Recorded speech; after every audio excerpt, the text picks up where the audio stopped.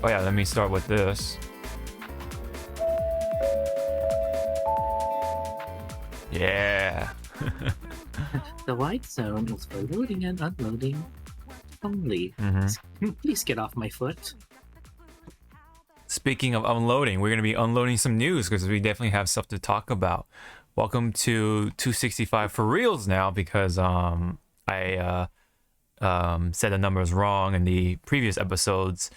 To be fair though, me being sick did throw things off because we did take a break that time, so like the numbering kind of threw us off. But the numbering on YouTube is correct for the most part, so that's right there. So, but now 265 is definitely the episode we are on for this podcast. Hello everyone, hope everyone's been doing good.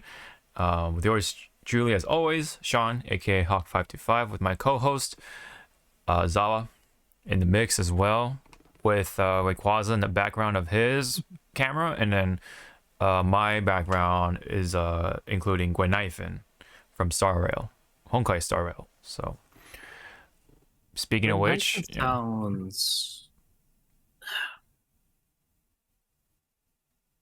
I don't want to. And then Gwenhyphen. It sounds like Arthurian. You know, like the pronunciation, or I guess the spelling. If I'm looking at it correctly, sounds Arthurian.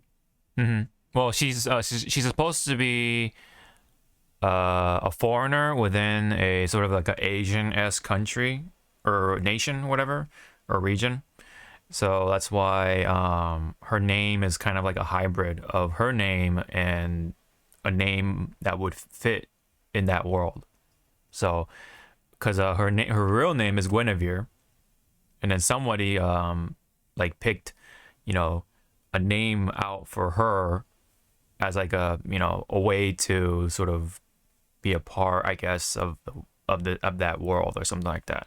A little hard to explain, but it would make sense when you play the game or whatever, when you play their quest and all that. So yeah. Anyways, setting that aside, we do have stuff to talk about, including fighting games. We do have EVO to talk about, Ed's trailer for Street Fighter 6, and then so on and so forth. So let's get going. Let's start off with this sound effect, shall we? If I can find it, that is. There we go. This battle is about to explode. There we go. So let's get crazy. Yep. So let's start off with John Cena, funny enough. Right? Because they, well, at least from Game Awards anyway, made the announcement that early access to Peacemaker starts February 28th. And guess what, right? What's also around the 28th? Or in that week. Within that week, yes, that's why I said around it. So I don't even my fucking thing.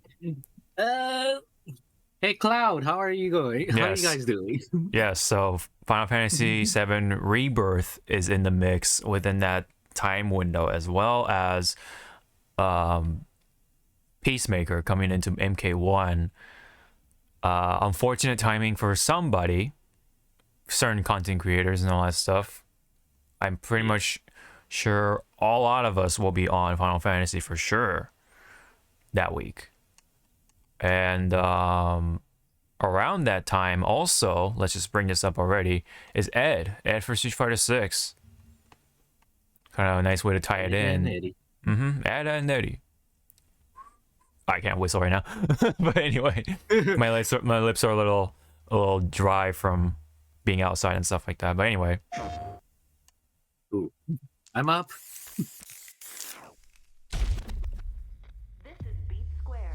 Here's Ed's trailer.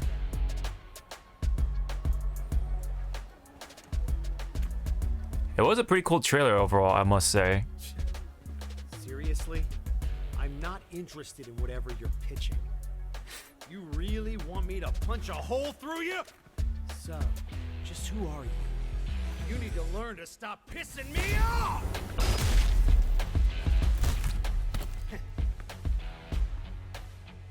I knew there'd be more of you.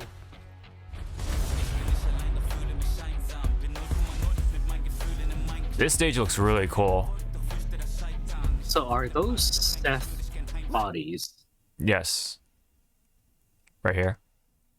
So is this a hint that he's coming in, I guess, season 2? Well, we don't know that for sure, but these are for sure like past bodies of M. Bison.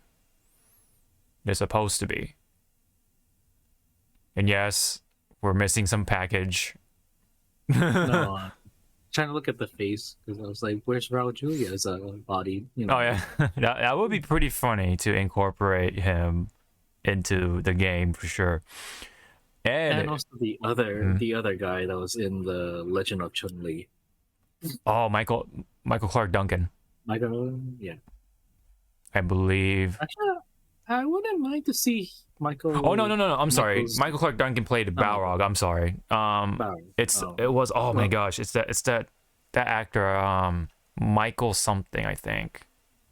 Not Michael Keaton. It was It might be a different name. It might be Neil something. I forget it. I know his face, but I forget his name. Oh, Neil McDowell. McDowell? Yeah, McDowell. Okay. Yeah. I knew it was something with Neil. It was like coming back, but yeah, that actor also did. Yes, played M. Bison for sure. Michael Clark Duncan again. He played Balrog.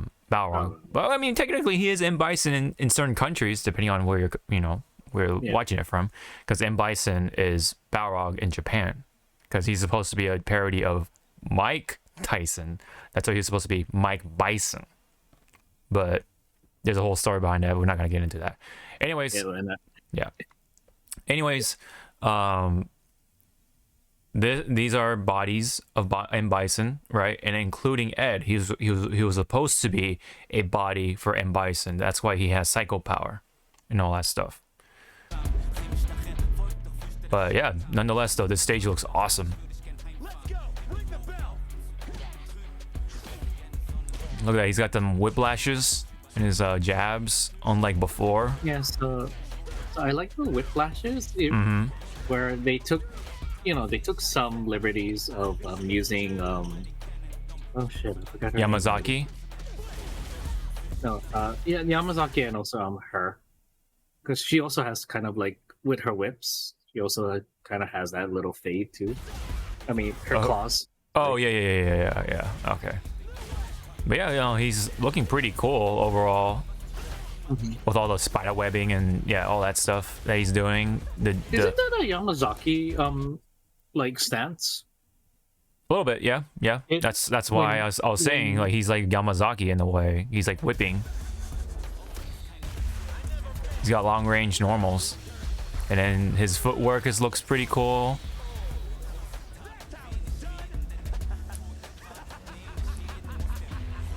Yeah, look at that. His psycho power is like kicking up. He can like juke in and out.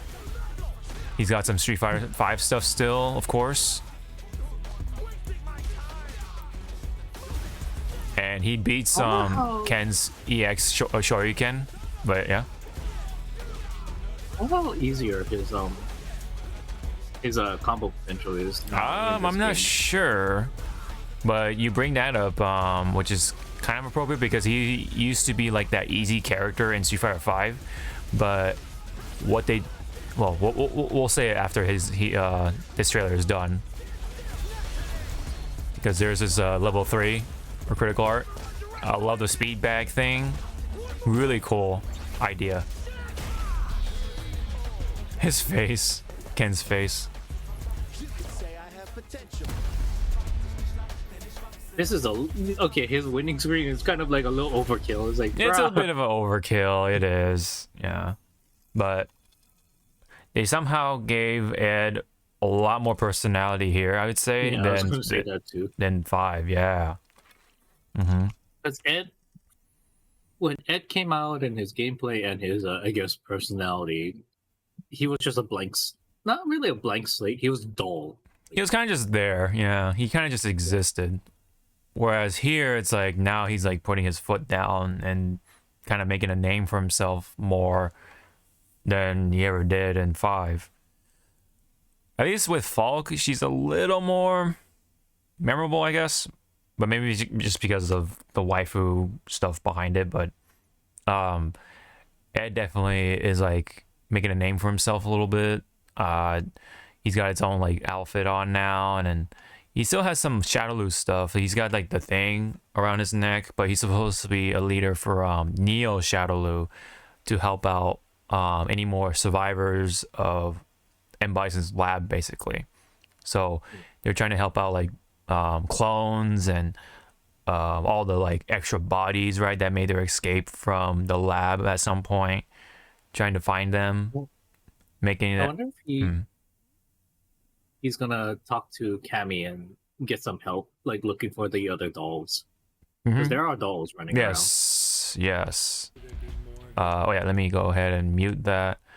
But what I was gonna say though, in terms of like the controls, right? So he, like I said, he was supposed to be like that simple character in 5, but because of what 6 offers, they just went ahead and made him like the motion character.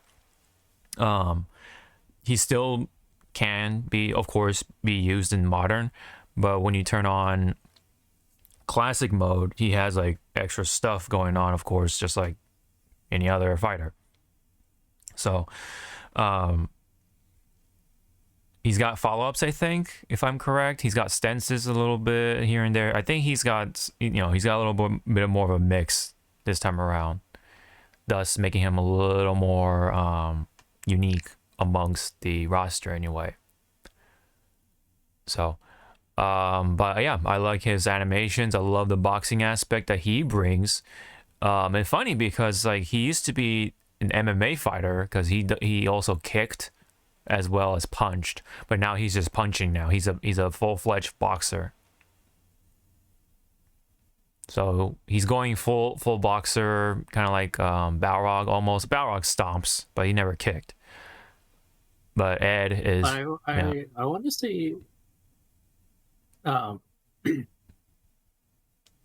we don't. Well, I'm just predicting. Yeah, maybe Balrog taught him a bit about the boxing, but the way he's fighting with his walking style ish, yeah, reminds me of Dudley. Yeah, which brings the question, right? Like, what chances are like for the other 2 boxers, for Balrog and Dudley, you know what I mean? They still bring some uniqueness on their own, but this, I feel like, does hurt some chances because they don't want too many boxers, I feel like, in the game. So if they are going to include one other boxer, right? I mean, who's got more story? Balrog, because, he can, like, run into Ed and they have some sort of confrontation of sorts. Whereas Dudley is like, what's his story within 6? I'm just here. Exactly. He's just here sipping my tea. My tears. Because I haven't been in this series since exactly 4. Yeah, 4. 4 was his last time he was a playable character. So that's kind of like my worry for Dudley. Not that I'm a huge Dudley player or anything like that, but I'm a fan of his character and what his story is like and stuff like that. His personality and such, like what he brings to that sort of table. And yeah, again, I love the speed bag idea. Very cool way to sort of like show off his personality, but plus, incorporating the fact that yes, he's a boxer.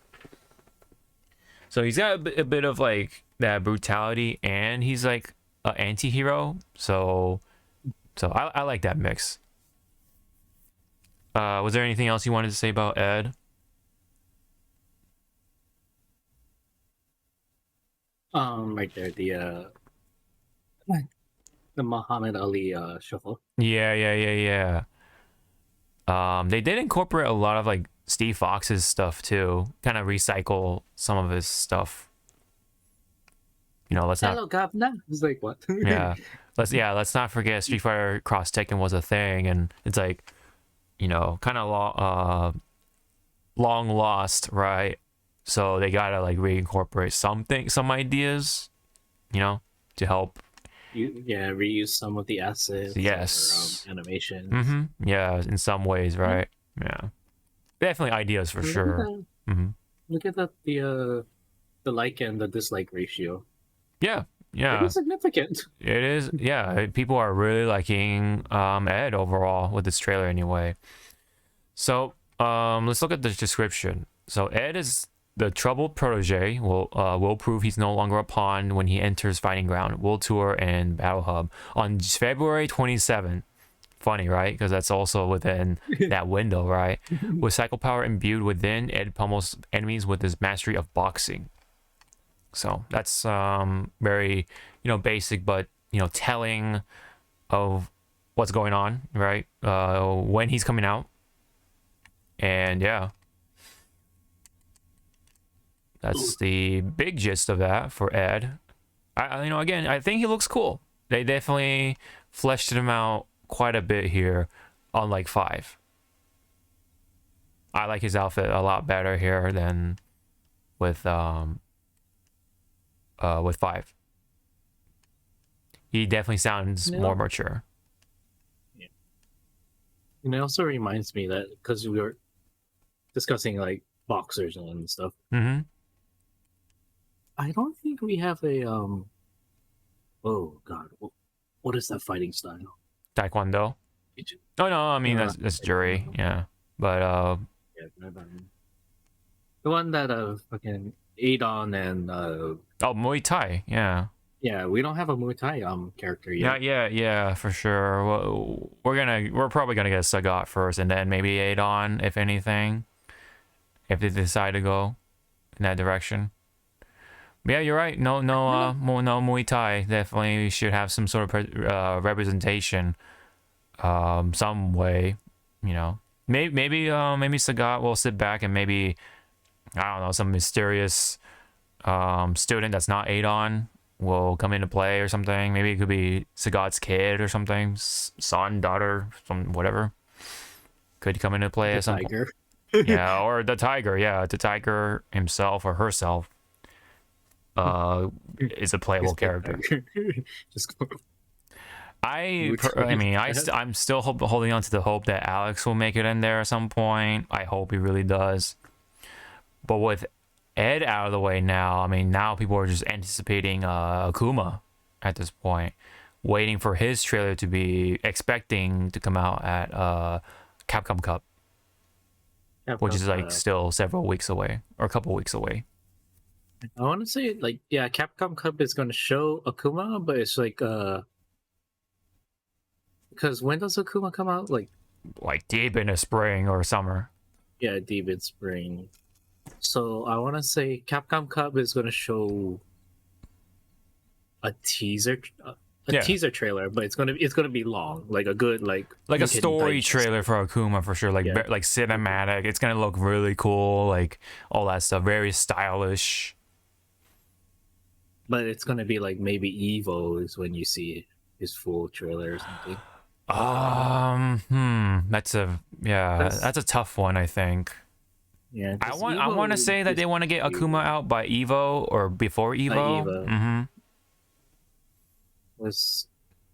EVO is in July. Yes, by the end of July. Yes. Yeah. It's a toss-up because if they want, it'll be nice, yeah. EVO and then his trailer, and then at the end of the trailer, out now, yes, during EVO, and then you're just gonna see all the Street Fighter 6 players going like, bruh. I know, right? Yeah, right before, that'd be awful. Especially when he comes out broken, it'd be a disaster. But for now, it's gonna be fine. Yeah, nothing bad happens when they do that. Right.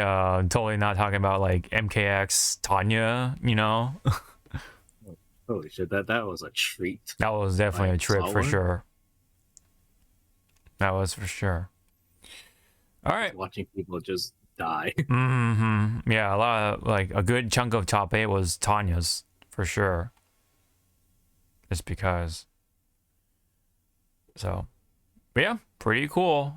Good job, team from Street Fighter 6 making Ed look cool for a character that didn't really have any impressions in 5. Now he looks like he actually has some sort of footprint in the story, because he's like, you know, potentially becoming like M. Bison because of like his victory or winning pose right here. Look at that, his psycho powers kicking up. He's laughing like maniacally, you know. He's a real boy. Yeah, he's a real boy now. Yeah, kind of. He's supposed to be a clone. Yeah, he's supposed to be a body or a clone for M. Bison. So who knows, man? The bionic arm was a nice touch. Oh right, yeah. That was from 5. Yeah. Yeah, he still has this like ball thing too, so he has some sort of projectile, but he has long range normals anyway, so I'm pretty sure he has the mid range covered for sure. Plus the fact that he has a fucking spider web, so he can just bring you in. So yeah, he will definitely be at least prominent for sure at some point in the competitive side of things. From what it looks like, at least hopefully anyway, because boxes are pretty cool. All right, well, I think that's it for Ed, unless you have anything else to say. I'm pretty good. I don't want to see his his other costumes, including the expensive costumes that's out right now. yeah, that is yeah, I am curious of what his other costume will be. But let's, remember that there is an issue going on with 6, right? Not giving out enough skins for the playable characters, just only for the avatars for some fucking reason, right? For some reason, they're just treating the avatars like they're sort of their firstborn. Either firstborn child or their most recent born child or something. You know what I mean? Just spoiling all the avatar stuff. Too much. And then not to mention, whenever they do come out with the playable character skins, it costs an arm and a leg for what they are. That's the other issue as well. But either way, Ed, good job, team. Good job. All right. Let's go ahead, go back a little bit and talk about EVO. So did you catch EVO at all, or did you just watch passively from other people? Watch passively. I caught here and there of like a little bit of why they changed the revenue and something about their choosing of the games to be featured this year, and that was it. And then we got this fucking gift of Sejam working at Chipotle, man. They got the extra guac, To be fair, guac at Chipotle is pretty good. You need some extra guac with that? Hey man, you want extra guac? Yeah, they had to just jab at Justin with that. Yeah. Fucking smile like. Hell yeah, I love extra guac. Welcome back, everybody. Oh, yeah. So yeah, there was a stream, announcement show, that type of stuff. Wait, is that nice free play? But is that one of our dudes? Is that RoboCop? Did he go? Wait, did he go around that time? Did he go in 2023? Do you remember? I don't think so. I don't know. That looks like RoboCop. I've seen him in real life once, so it's a little foggy, but yeah. I'm talking about the dude in the black cap, brown backpack. I'm talking about the one in the red. I think that's The one in the Neon. red? Okay. I think that's Neon Zero. Is it? I don't remember. I only saw him once, so it's a little rough on the memory. But yeah, I mean, there's what was it? Oh yeah, I like seeing Majin Obama. That was nice to see him being the presenter for this show. So yes, there was a show along the way, some extra little humorous bits, and then yeah, including this part too with fucking Steve. Right here. Featured games on the main stage. That same badge that gets you onto the show floor will also get you into the new arena experience on Saturday as well as Sunday. Steve, you're not supposed to be back here. Fucking Steve is doing his thing. Okay, so Vicious here. The behind the scenes of that part. No, is there a behind the scenes? Yeah, it's just like a short clip. Okay. Clip of Steve kind of like shaking him a little too hard, and the hat kind of like flew off. And I'm like, I was like, Jesus, fucking hilarious. It's like, calm down. Mm-hmm. Yeah, Steve is quite the energetic commentator, man. He literally almost ripped Rip's arm off in that fucking what do you call that reveal? Oh, who was being revealed at the time? I forget who it was. I think it was Fakurama or something from Tekken 7. I think that was like the first incident of him doing that to Rip, at least. But yes, Vicious here did bring up a very important point about the ticket. So when you get a ticket or when you get a pass for EVO, it covers all 3 days, whereas in the past it was only for Friday and Saturday, and then you had to buy a separate Sunday ticket for the arena if you wanted to go. But now everything is included, but the caveat or the catch is that you have to pay out more just to, join EVO. So take it as you will. I mean, you still have access to EVO's venue on Sunday, so you don't have to be at finals, but you have access to finals, which is actually, if you think about it, in the long run, you get more bang out of your buck, Yeah. But yes, you have to pay out more upfront for that ticket. There was a bit of an issue with the pricing, so I forgot if it was here or here. Let me just see. Someone brought up. Yeah, so here's a screenshot of somebody's ticket or pricing, right? Subtotal, fees, everything. And this is just a spectator. Remember that. On the picture from Blue Sky Guy. So everything grand total is 203.83. So that is a big chunk out of your budget for sure. Yeah. So looking at that as a first timer is pretty intimidating. I do understand that, but you have to remember it covers all 3 days. EVO is bigger now. It's got more stuff to do, so you have to see for what it is. And it's in a bigger arena. Bigger place, venue. Mm-hmm. Yes, it's not at the Mandalay Bay anymore. No, it's at a convention. I think it's just at the Las Vegas Convention Center. Yes. Convention Center. Mm-hmm. Yeah. So you could say it's like at the heart of Vegas, but it's like in the heart of the strip. Like it's kind of like surrounded. Yes. So this encapsulates perfectly of like the highlights and everything, all the info that you need to know.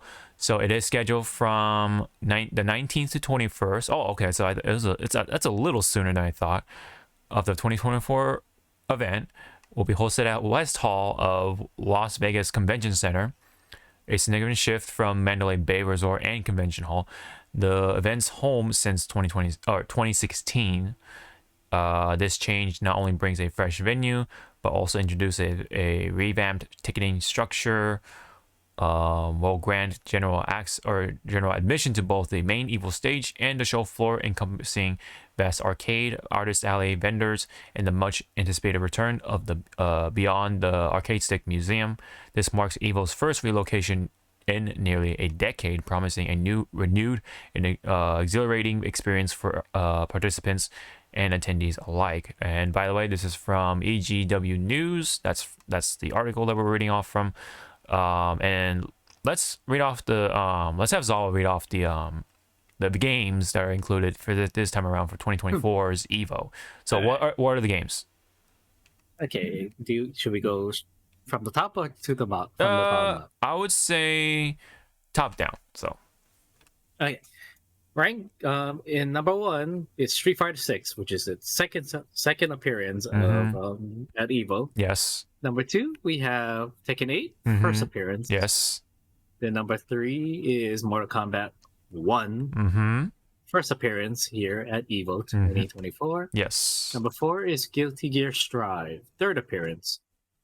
Pretty good. I hope we're gonna see like some trailers of upcoming. Oh yeah, that's right. Yeah.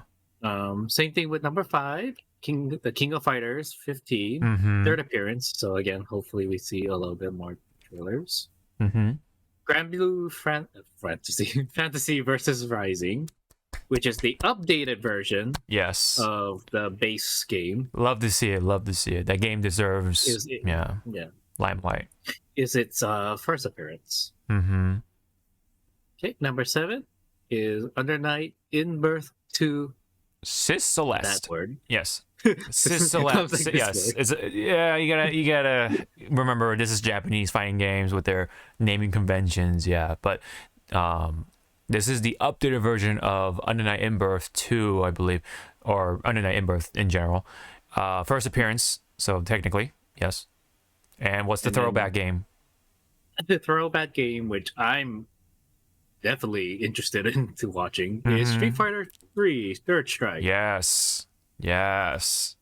The game that had the moment EVO 37. Yes. If you look at this list, everybody, yes. there is one fighting game that's missing. Yes. Which I think they put it as they retired it. Yeah. Until it gets a little bit better. Yeah. I mean, it had its good runs. Yes. It's good memes where people never skip that intro. Thank you, Cell. Yes. Yes. Because didn't the audience like boo the person when they skipped it? Yes. That's so. That was like the extra like little spice there to that meme. It's whenever anyone skips it, they're like boo, you know. And then they have to like get out of the match and go back into it. It's like bro. Yeah. But yeah, sorry. Dragon Ball Fighters is put on the bench for this year. Yeah. So but it does not mean that it's in the like scattered in those small little other areas where you can just play the game. I think it will definitely be having a side tournament. I think because it still has sided tournaments along with other games. But yeah, I mean, you're right. Fighters is not present as of this moment. I would say, personally for me, that's my opinion. Take it as you will, but I think it is for the best though, because it does take pretty fucking long for top 8 at least. It is a rough game. It is a rough game. I don't think the damage output is that high. Still, yeah. Because I remember watching Max during last year's EVO. He had the multi streams on his computer, on his screen. So you had like Street Fighter here, Tekken 7 here, and then down here was Dragon Ball Fighters. The top 2 already were like going, like the matchups was going. Down here, Fighters was just still on like the same match. First match. Yeah. And so you're like, I heard stuff about that. So you're looking at them. Oh wow, this is cool. Look down. What I miss? Right. That's nothing. Yeah, you didn't miss anything. That's what makes it a little rough as a spectating sort of tournament game at these places. So on one hand, yes, it does suck. It makes it has all the storylines and stuff like that. The notable players. It has sort of like that the star power to it. And it's Dragon Ball, right? It's Dragon Ball Z. I mean, you know what I mean? Like how could you turn that down? But the nature of the game itself, it's like it takes too long. It's just, you know what I mean? And plus that the whole stuff about, you know, rollback taking way longer than expected. Yeah, that's like a cherry on the top. But as an EVO sort of, you know, game, it is for the best right now to retire it for the moment, until maybe they do something about that. Maybe Dragon Ball Fighters 2 kind of makes its way, and then, you know, be that better sort of game all around, not only for the players, but for the spectators as well, but just as a EVO or just tournament game to watch. So yeah, I mean, I don't want to sound like an ass. Some people don't have time to sit and watch these fights. Yeah, it's kind of like they want to go bang bang bam bam. Yeah. Next set, bam bam bam. Especially the fact that they had to go top 6 for, you know, remember this, they have to go top 6 instead of top 8 starting from last year because of how much time they want to save, because, you know, the longer you stay there, the more money you have to dish out. So that's another reason. Now we, instead of like how the video game awards, you know, they had the big ass prompt saying "hurry up." Yeah, dude. that's the prop. That's still like sours me so much. But again, like for me, because my humor is fucking out the window. Yes.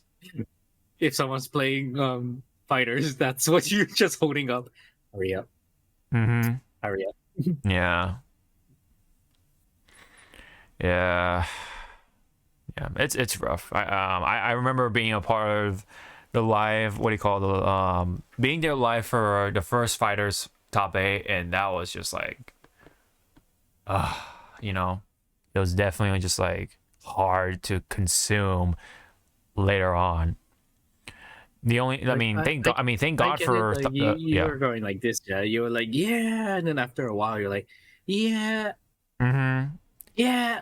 Yeah, and then by the time Street Fighter 5 came around and like the juicy part of the finals were coming up, you know, for top 8, it was already like 11:30. It's like, damn, man, fuck. And so, you know, that's what I remember, like people saying that they were stuck in the arena until like 3 a.m. Yeah, close to 3 a.m. Yeah, and then and I was like, it's rough. It was rough. That's why, because I remember my cousin, she was there. She doesn't know anything about EVO. Mm-hmm. But when it was, and she gambles hard. Yeah. Anyways, all of a sudden she was in the lobby, and then all of a sudden she just sees a wave of people coming out of there, and it was like around 3, and she's like, Did something happen? Where did these guys come from? Right. So you just saw bodies just pouring out, yeah. You know, pouring out, and she was just like, yeah. So like, I think she said she had to ask one of the attendees to see what's going on. Not attendee, not from EVO. One of the workers at the casino, going like, is there a fire drill? What is this? And they're like, oh no, it's EVO. They just finished. Mm-hmm. And I think she said, don't mind the smell. And I was like, no mind the smell. like, oh my god. Wow. I'm like, you know what? Yeah, you're thousands of people in that arena. Yeah, guys. Yeah, no, particularly guys. Yeah. Yeah, closed doors. Probably the AC was on max, but it was still like, I can't. Oh yeah, it has to be. It's Vegas, dude. Vegas in summer is just killer. Yeah. Yeah. Thank you for showing me that when I was coming to visit you guys in your B&B. I was already sweating, waiting for you guys to open that door. Oh yeah. Like, I'm here. Open the fucking door. Yeah. So let's talk about, you know, the other games. Obviously, Street Fighter 6, that's a given. So, you know, that's why they got that out of the way. Tekken 8, of course, that had to be there. You know, it's a welcoming, you know, sort of initiation for this EVO. Yeah. Like, yeah, you know, Tekken 8, it's doing pretty well for right now for what it is. Mortal Kombat 1, yeah, you know, its first appearance, but it is rough right now because of like what's going on with the game and online stuff and just content around it, you know, stuff around it, the quote unquote drama. But you know, I think it still deserves an appearance. Let's just say An appearance. But Strive, yeah, still going strong. But sorry, for Mortal Kombat, yeah. I'm sorry. Don't expect to see a good variety of characters. Yes, yeah. I've heard it's been pretty rough, especially with the assist stuff. Yeah. It's like, don't be mad that you will see like probably like the same setup throughout the entire what's it called, venue. Yeah. Just take it as it is, you know. Just go. Yeah. Unless, you know, lo and behold, someone like switches it up and fucking have a low tier character, bring it all the way up to top 8, and people are like, what? Yes, yeah. And then you just see Ed Boon is like, didn't we nerf that? Guess we gotta nerf again. Yeah. Strive still going strong. Glad to see that's still a thing. 15, King of Fire 15. Glad to see it too. I think it just still deserves a spot. I know it's been kind of like, it tends to be the sort of like franchise that kind of gets stuck in the back in comparison to other games.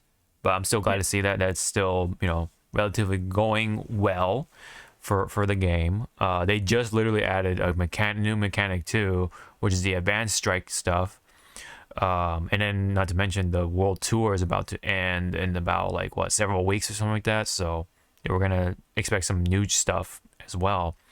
And of course, right, because King of Fighters is going to be there, there is going to be, I'm expecting some news about Garo, right? The you know, their other fighting game that's coming up featuring Rock Howard and stuff like that. I believe it's called. And Terry, I believe. Yeah, Terry, Andy, I think, so on and so forth. So. Uncle Andy. Yeah, Andy Howard. So yeah, expect some new stuff for King of Fighters 15 and also the other, you know, SNK fighting game as well. Granblue Fantasy Versus, you know, had a rough start because of the pandemic. It never really got to flourish, unfortunately. So it just kind of lost that momentum at first. But now with Rising, right, it's come back strong from what I've been hearing. More fun than ever, more content and all that stuff. And now it has, you know, a spot at EVO for sure. So that's pretty awesome to see. Technically first appearance, yes, but nonetheless, you know, a very welcoming thing. I say it deserves it, I think, over for something like Fighters. Again, no offense, nothing against it, but you know, Sis Celeste, nothing much to say, but it is Under Night in Birth. You know what I mean? It's got that anime fighting game. You know, if you're gonna pick something, you know, Under Night is, I guess, an appropriate pick. Third Strike, though, I'm all for it. It's that throwback game. I think it was a great choice, especially for this time around. You know, it's the game that birthed pretty much the most influential / inspirational moment for fighting game communities, right? Or the FGC, I mean, with, you know, EVO moment number 37 with Justin Wong, and of course Daigo, of course. You know, those two are legends with that moment alone. You know, that's why the meme, right, is still, you know, kind of creeping up on Justin, right? I mean, it's like, hey, come on, man, you know, with the parries and stuff, and Daigo's just like, you know what I mean, has fun with it. Daigo was eating it up. Yeah, for sure. He even says like something like, let's go, Justin, on his stream and everything. It's like cemented in FGC culture. I wonder, like, someone's gonna try and recreate that moment, and you just see Justin just like get up his seat and just walk out. He's like, where are you going? Come here. Yeah. Like, Justin, this is your legacy. Yeah, man. You know, it takes that one moment to really inspire a whole sort of generation. Yeah, for sure. So glad to see it. You know, last time it was Marvel 3. You know, it had its time, but let's now give it to Third Strike. What's cool about this time for Third Strike, though, I think they're gonna have setups with the arcade cabinets rather than just like a, I don't know, like a fucking console setup or something. So pretty cool, because that's how they do it in Japan. So it's like, looks like they're trying to do like that, you know, to make it more authentic, I guess you could say, in the Japanese way. But yeah, that's pretty much the gist of that for EVO. My only thing to say is that probably this time around be better to stick with the hotels they offer for the discounts for. Like, I think it was West Hall, or West something. I forget what it was called. That hotel. Damn it. What was it? West something. Anyway, so that stick with that. Airbnb's just been unfortunate because they just pile up on all these fees. There's that whole stuff going on with the real estate stuff, and just it's not the same. It's definitely not the same. If you can find a good deal, okay, you know, sure, I guess, but be very aware that there's gonna be a lot of fees to sneak up on you after that. Service fees, cleaning fees, you know, all that stuff. So it's gonna be pretty fucking expensive. Yeah, I mean, you have a convenience of having your own house for the weekend, but hefty price, man. Hefty price. If you got the people and stuff to back you up, I mean, great, but if you're the guy that's putting down the credit card for that, it's gonna be pretty heavy this time around, I'd say. Just, you know, just a warning coming from someone who has been like, oh, you know, Airbnb was like the greatest thing, you know, at the time. But that was back in like any time before the 2020s, you know. It was great. It worked, you know. Those were like the good times with Airbnb, but now they're like just trying to take as much money as they can. So hotels are the same, but at least with the hotel, you know, you just have the convenience and such like that. Yeah.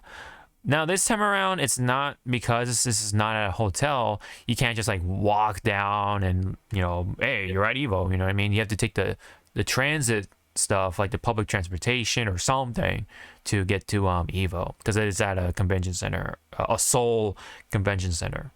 So you have to be aware of that. Yeah, I mean, I would say take the train or whatever. You know, like the what do you call the shuttles, right? The shuttle system. Yep. Yeah, that'd probably be the most practical way to go if you want to like save money but get there. Maybe Lyft, maybe Uber. Those may be a little more convenient, but you know, it's a trade-off, right? Uber, Lyft, you're pay more, but you have a private drive going there. But the transit or the shuttle system, it's cheaper, but you know, you have to, you know, ride with people, right? It's public transportation for sure. So, you know, it is what it is, right? Anything other than that? Oh yeah, the summer is brutal, man. So you just gotta watch out for that. Stay indoors as much as you can. You know, that's pretty much it. Hydrate. Drink plenty of water. Oh, get water from like Walgreens or something, right? Like go to like a drugstore and buy all your like water there. Or EVO itself should be providing water too, but when you get to Vegas, go to like a drugstore or Walgreens, get yourself the 24-pack of water bottles, and that should last you the entire weekend. You know, unless you have a big group with you, then yeah, maybe 2 packs or something. Yeah, because water is a whole nother thing in Vegas, man. In a desert state like that, yeah, man. But yes, it is very fucking hot and dry. That's for sure. It can be so hot at times, somebody's shoe literally melts to the cement. That's how hot it is, you know. So be careful with that. Other than that, there is stuff to do in Vegas, so plan it out, you know. Live it up as much as you can. You want to go to a club, go ahead. You know. In the club. Yeah. Caesar's Palace offers I think some sort of like 24-hour buffet eating kind of deal. So look up on those. Yeah, buffet. Yeah, buffet is like the way to go. I like Wicked Spoon personally. They have plenty of like good, cool like selections for like, well, at the time when I was there, it was like $50, around $50, $75. Pretty decent selection. That's an idea. Anything you wanna chip in for tips or anything like that? Anything you know? Just for like, for those going your first time, and because piggybacking on what you were getting at. Yeah.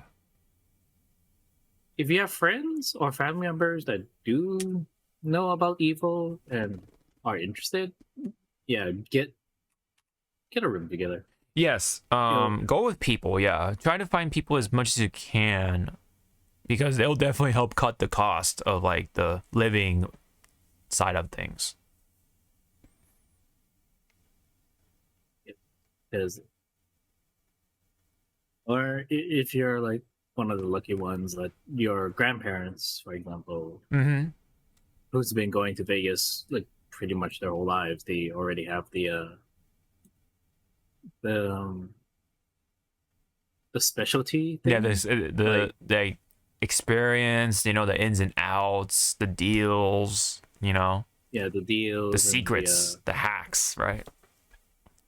Or well, for my grandparents, because they've been going for so many years, they get free room in vehicle at Fremont. So try to see if you have family members that has like that kind of perk. Yeah. Timeshares, right? That's another thing. Anything else?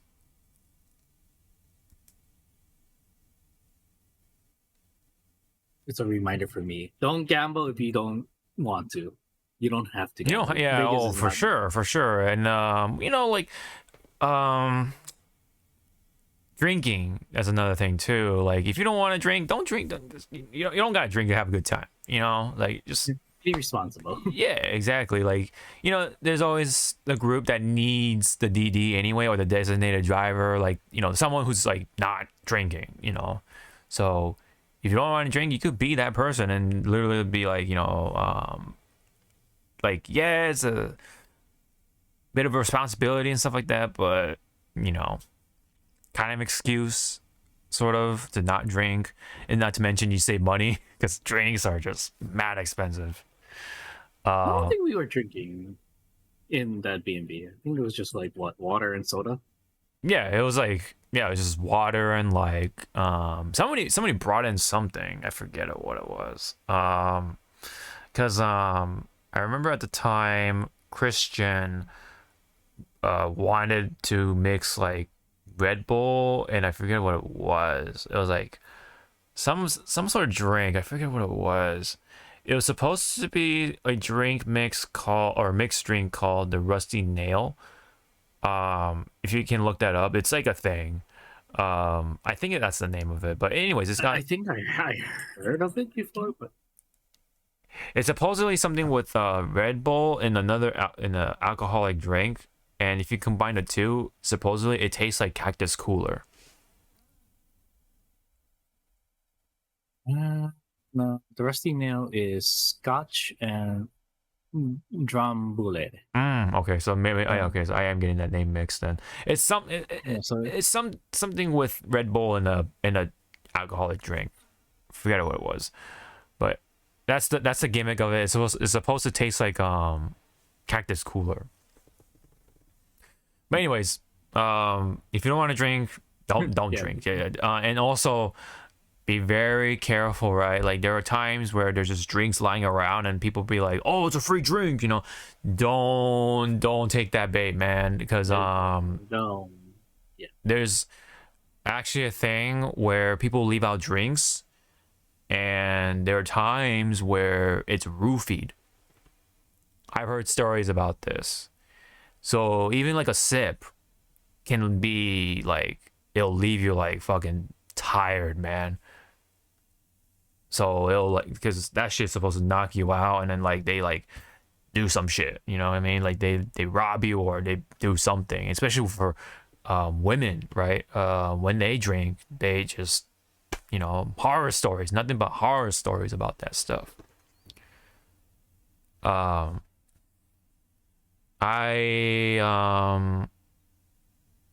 actually, well, I don't want to get into it too much, but this sort of happened in LA.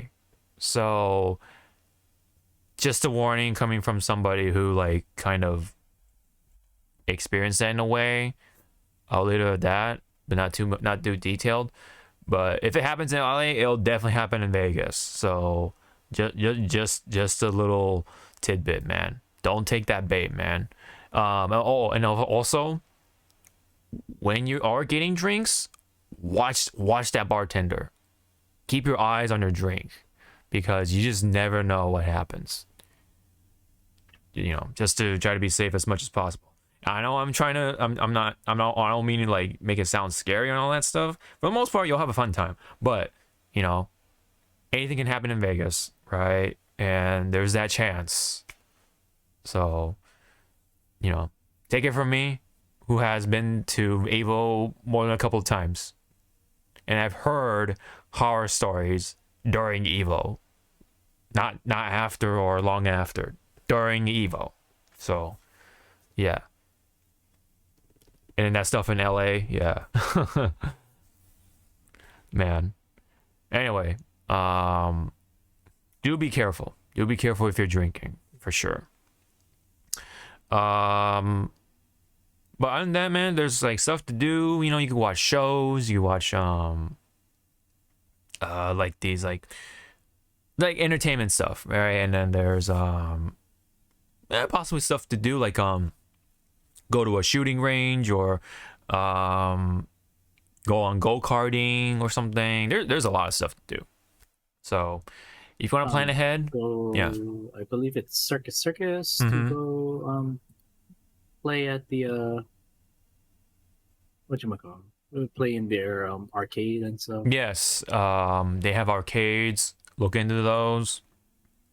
The one show I can say is pretty cool is One. That's the Michael Jackson show. It's got like a hologram thing with Michael Jackson. It was pretty cool. I personally had a good time. I remember watching it with like Max and the group at the time. So I personally had a good time. Anything else for Vegas? That's about it. I mean, other than that, importantly though, yeah, you're probably better off going with a group that you know or you can trust. Have friends, yeah, like to back up, you know what I mean? Trying not to go alone as much as possible. If you can find a group of people, all the better. All the better. So that's all I got for Vegas stuff. Anything else you wanted to sneak in? What other than that, I think we're good, right? Be good. Yeah, okay. Yeah, so that's about it for EVO. Pretty good stuff. I am excited to check it out whenever that rolls around. I might actually put some time for vacation, hopefully, just to watch it. I'm not going to EVO, but like, you know, Yep. I just want that whole week to myself. You know what I mean? At some point.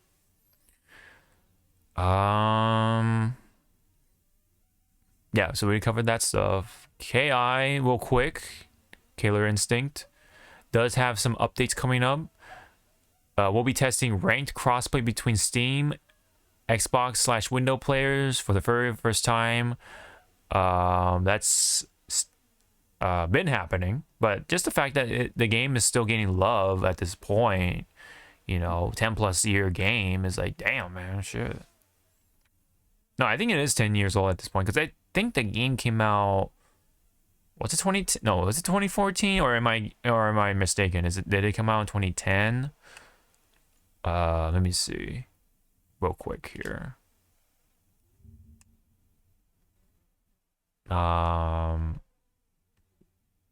That's just music stuff.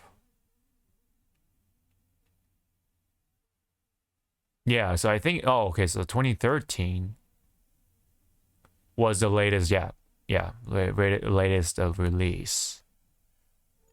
So right around there. So it is technically a 10+ year game. So yeah, it's still pretty incredible. I think it definitely deserves that attention. Alrighty. Before we go into the rest of the news, I need to take a bathroom break. So we'll be right back. I was trying not to take too long. Hold on. Yeah, don't fall in. Hold on, I'll put us in a we'll be back screen. Hold on. Yep.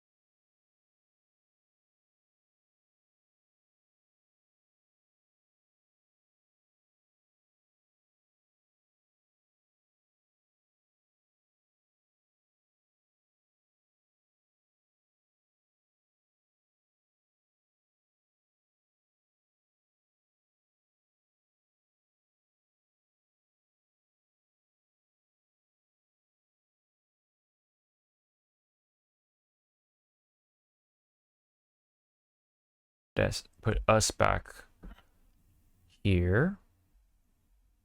All right, we're back. Sorry about that. You good, Zawa? Yes. Okay. All right. Like how I was about to go talk to you. Yeah. And then I looked at my mic. I was like, Good thing I asked. oh, you're just gonna be seeing like, yeah. Yep. Oh man, that would be pretty disastrous after. Okay, so we're good, right? So Yep. Where? we are now in the frontline news. Yeah. So we're now in the frontline news. So let's go ahead and play this. Yeah. So. The hell was that? So yes, we do have stuff to talk about, indeed, including Gina Carano. So if you remember her from The Mandalorian, I forget her character's name, but she did play that female soldier that was like formerly from what was it, the Empire, that used to be part of the Empire, but then she turned to she kind of pretty much became a rebel. So, but at some point she was let go because of some extreme opinions on I think it was on Instagram, to be specific.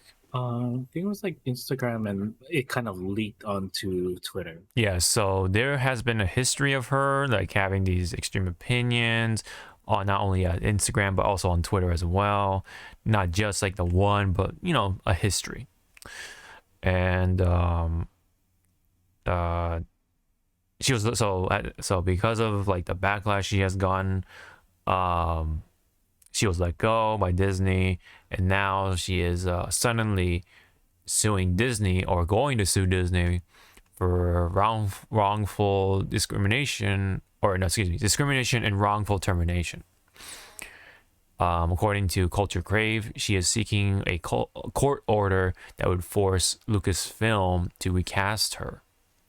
Even someone like Elon Musk is paying her legal bill because of his promise to support those who claim to have been discriminated against on Twitter.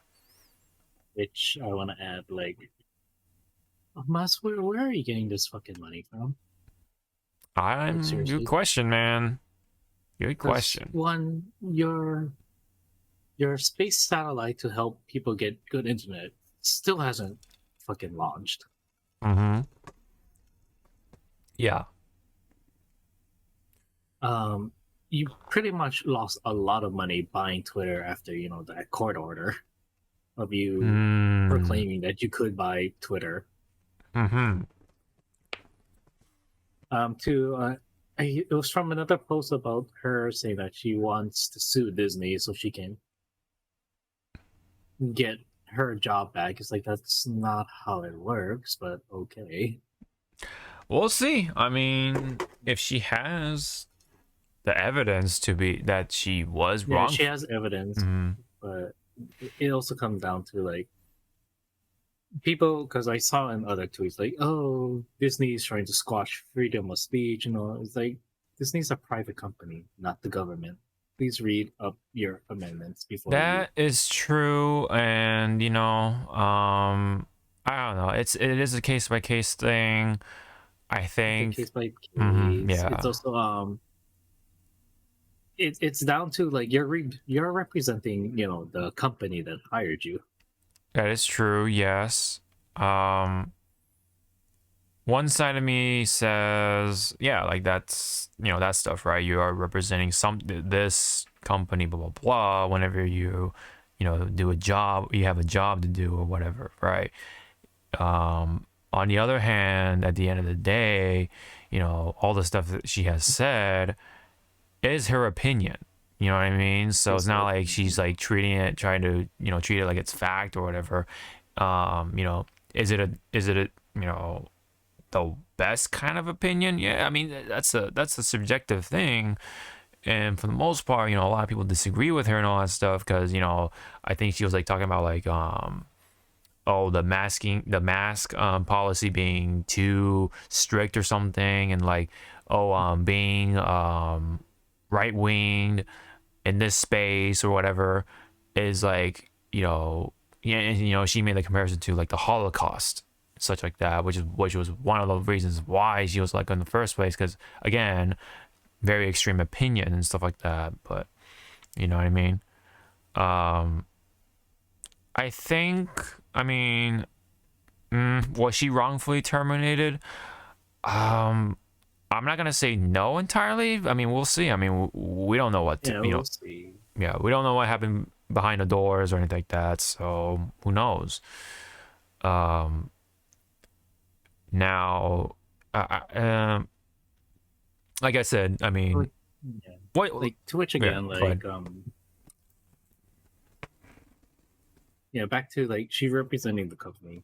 Two, it was said that Disney kind of wanted her to kind of like slow it down or just can you just put a stop? Can you just stop talking about this right now in the middle of like all of this, And that's where the whole freedom of speech argument comes in, right? Like, hey, this, why are you telling me not to say these things or whatever? It's like, why are you censoring me? Which again, yeah, the freedom of speech only protects you from the government. It does not protect you from a private company. unfortunately, yes. So yeah, because like it's your opinion, but other people can have an opinion of your opinion, that sort of thing, and that's not gonna stop them from doing or reacting to your opinion, right? Because that's their freedom of speech as well, right? So and it's kind of like Disney's right to exercise their thing almost, right? That's kind of like their speech almost, their freedom of whatever, but we'll see if there's evidence. If evidence that she was wrongfully treated or whatever, then that's that. And if she can fulfill the court order, okay, all right. If she comes back as that character, all right, fine, right? Yeah, but it'll be like, okay, and this is my sadistic side. Cynical side. She comes back. Yeah. Cynical. Yeah. Yeah, she comes back. She dies in the first five minutes Right. of the episode. Right. It's like, oh, good, you're back. Okay, your character's killed off. What? You're no longer needed. Your character's no longer needed. Ta-da! Welcome back. I mean, like it. That's all. I mean, yeah, it sounds suck. Yeah. Shit. I'm surprised she still wants to come back, though. It must be that rough right now on her end when it comes to like trying to get like roles or jobs or what I mean, like acting gigs and stuff like that. Yeah, because like she I think joined some sort of like radio show or something. I forget what it was, but it seems like that hasn't gone well, judging from what she's doing right now. Again, it's like again, well, yeah, freedom of speech is always nice, but it's also called consequences with your actions and your words. So people will not take what you're saying, in the way that you want them to be taken. Right. Sometimes it's not really what you say, it's how people perceive it is what kind of matters. Yeah. Because that's why I hate typing sometimes when you're conversating with somebody, because they'll read your sentence one way when you're trying to say it say it in this way. And yes, it's that whole little like that lack of the actual physical interaction definitely matters. Yeah, for sure. So sometimes that's why I'm able to do all those jokes and and shit with certain people in the community. Yes. They already know how I act. So it's like, yeah. And then when someone tries to jump into it, it's like, please don't. For your own safety, please don't. Yeah. Yeah, there is a time and place for those type of things, and that's your responsibility to know these things, right? As a person, when to say these things. You know what I mean? Yeah, we do have a right to be quote unquote offensive, right? But there is an art to that. and all that stuff. And also, it's to the right people. To the that right know people, your right? story. Exactly. Yeah. Because I forget, like most of our group, we have sometimes really dark sense of humor, and it just comes Yes. out of nowhere. And I'm like, Yes, we do. "Ooh, that caught me by surprise." But oh well. Yeah. Right. But Yeah. I can tell if that dark humor went to like another person. Let's say, words and fists will happen. Something. Yeah. Not favorable. Let's just put it that way. So, anyways, yes, this is happening. Let's see what Disney does, or yeah, and we'll see if she can pull it off. So, alrighty, With or without the help of Mr. Musk. Yeah, who claims that he'll pay for the expenses. It's Right. Like, okay, He made that you promise. realize you're going, Yeah. yeah, it's like you. It's like, oh, are we gonna have another court Wait. case of you? Yeah. To Wait. which again, it's like, you realize you're going against Disney, right? How deep is your pockets? Yeah. Mhm. Yeah, they bought all these like fucking companies like nothing, including Yeah. Century Fox, you know? Which a lot of people thought that would have been impossible, but Yeah, that happened, right? the mouse came in and go, oh, Oh, me my shit. yeah. Yep. Do I own this shit? No, sir. I want it. Mm-hmm. What is Fortnite? It's a video game. Give it to me. I buy it. now. Oh, that's a tough buy. That's a tough buy. It's a tough buy, but they are collabing right now. They are collabing, Fortnite but that are- don't mean that don't mean anything when it comes to that. Yeah. But maybe it is that secret red herring, whatever. It's like Hmm. oh, everything belongs to me now. We'll see. We'll see if that's We'll see. I mean, if let's say Fortnite starts to lose its appeal, then that's maybe when Disney will go ahead and buy them while they're vulnerable or whatever.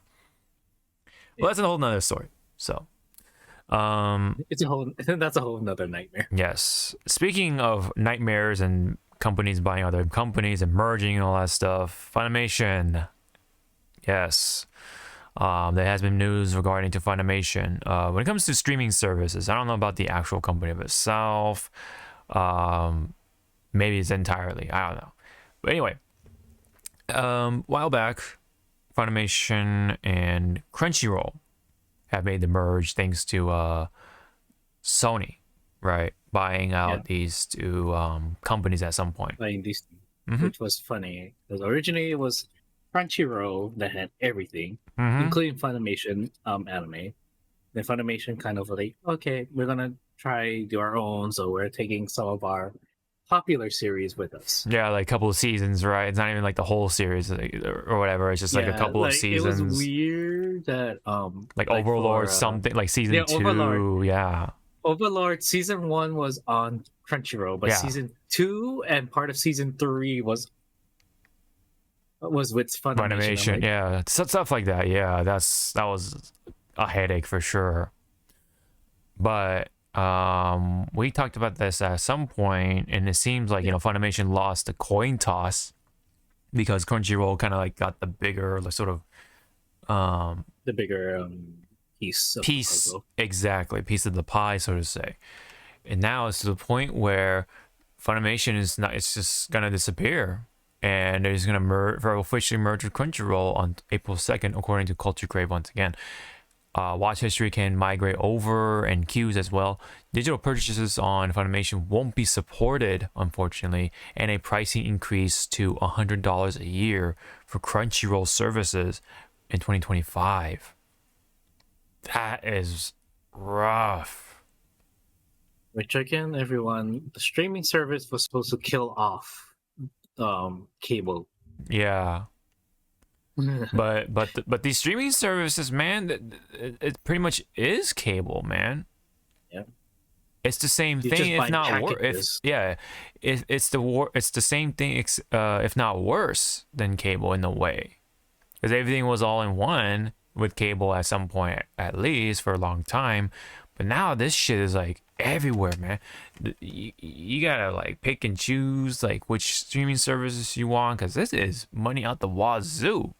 Because like a lot of them are like $80 a year, $100 a year, or like at least 50 if you're What lucky. is it? Like the streaming service I have at the moment, to give you guys a broad like the average Joe. Yeah. I have Disney Plus, but I bought the bundle which has ESPN okay, Hulu. and Hulu. Mm-hmm. And Hulu. The ESPN's for my grandfather because he loves his sports. So it's being used. Mm-hmm. So there's that. And that's like 25 a month, something like that. Yeah. Pin that up right there. Mm-hmm. And then we have Crunchyroll right now. So I don't know how much it is because I don't pay that one. That's my boyfriend. So Yeah, so let's say what? well, this 60?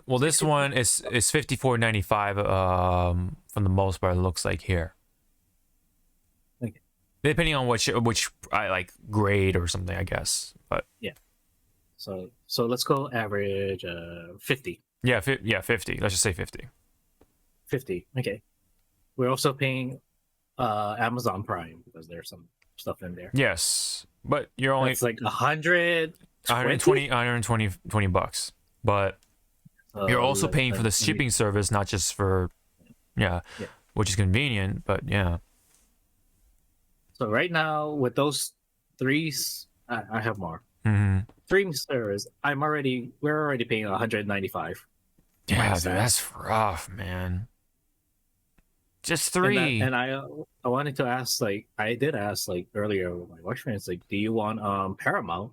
Because there's some stuff in there, and apparently he found out yesterday we had free Paramount all this time because of T-Mobile. I'm like, oh my god. Damn, that's rough. And then but yeah, we're already spending 200. Yeah, just doing 3 services, and you're gonna be paying $50 more because of this price increase, man. It's gonna be $100 a year by 2025. Isn't also Amazon Prime also getting a price jack this year? I don't know about that in particular, but I would be surprised. Oh no, it's not the price jack. It's the stupid, like, I hope there's a big ass backlash right now with Amazon Prime. Even if you have Prime and you're watching your movies or your shows, you get ads, and you have to pay an extra $4. Yeah, $4 to go ad free, and I'm like, this is fucking dumb. Yeah, Because I was like, the fuck? That's gonna be annoying for sure. Yeah. It's gonna be annoying, which brings up again the whole like, people are now in the tweets like posting the pirate flag. Captain Jack Sparrow is like, we're going here again, boys. It's too like, much, man. I think someone like nonchalant said like, I guess we're reviving Pirate Bay again. I was like, it's so don't say that website out loud. It's so ironic because Crunchyroll did start off as like a pirating thing for anime and such like that, and now they're like the ones who have a monopoly over that stuff, man. That's crazy. You know what? I'm here for it to go back into the old YouTube days where we have to watch an episode in parts. In 3 parts, lower quality, like 480 or something, 480p. 480. I'm ready to go back into that lifestyle. Yeah, if it means you don't have to pay for anything, yeah, dude. I would probably take that. Likely over fucking what we're getting right now, man. If you want to do it legit. Okay, I'll probably build like a separate rig to just do the T way. Mm-hmm. I'm not gonna say the word because I'm gonna tell it to you. I'm just gonna type it to you. No, I know. You don't need to type it. Yeah. You don't need to type it. I know what you're gonna go with that. No, I get it. But yeah, April 2nd is when Funimation shuts down. It really goes to show that just you gotta be careful with that digital stuff, man, because you just never know what happens someday, if whether you have access to it or not. You know. Which again, like I highly bet you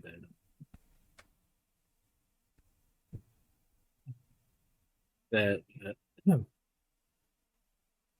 people are ultimately pissed about the digital purchases, which brings up what we said so many casts ago. Yes. Digital versus physical purchases. I don't know. At this point, it's kind of like, yeah, all those shows that you like, please find the physical copies of them. If you cannot, then like someone again in the posts and the comments, people are saying like, I'm just gonna screen capture what I see, and I'm like, yeah, if you can download it too, man. If you have the actual video file, that's another way to do it. You know, it is digital, but that's like the best way to do it somehow, because you own that shit. You know, oh well, you have that shit. That's a key word for it, but yeah, man, you gotta make sure you actually have a digital file for that shit in your storage hard drive of sorts. Because yeah, if you just have it, if you need a good storage, go look at either Amazon or Best Buy. yeah, deals on that stuff. I still have my my 10 gigabyte hard drive. Jesus, yeah.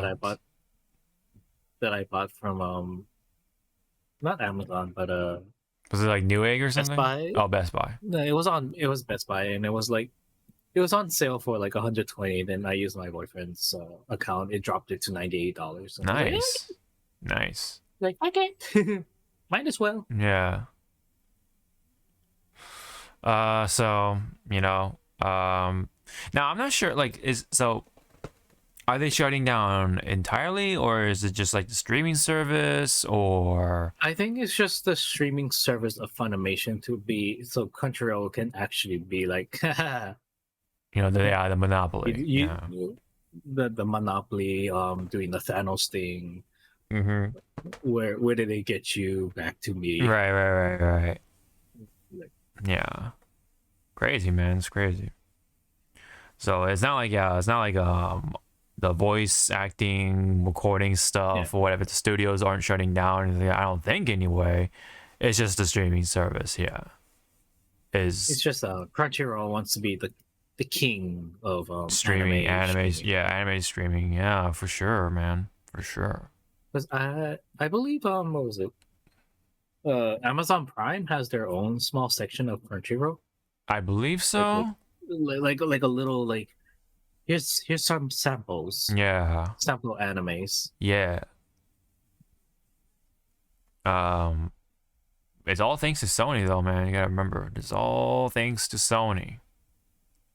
They got their foot down when it comes to these parts of entertainment. Man. I would not be surprised if like a big ass company just again sweep up all the streaming service and just put it as one. And I'm like, wow, we just went a full circle. Mm-hmm. Yeah. Are people still going to consume it? Yeah. Yes. This giant fucking corporation just eats up and swallows everything. I wonder when we'll ever get to that point. All right. So. Also, I was also put like, along with the people going pirate. It's like, I highly bet you people are going to uploaded onto a certain hub. Right. Yeah. Because how did I watch the Broly movie? I went onto a certain hub. Yeah. My friend sent me the link. Good old P Hub, right? Yeah. That is hilarious. Man. Go to the one place people are not gonna believe that you uploaded. What a time, right? What a time to be in. Jeez. What a time to witness that. It's like, you lie. Yep. Goes in there yourself. Holy crap, it's in here. All right. So that's pretty much it on that part. Let's get on to here. This is more for Marvel.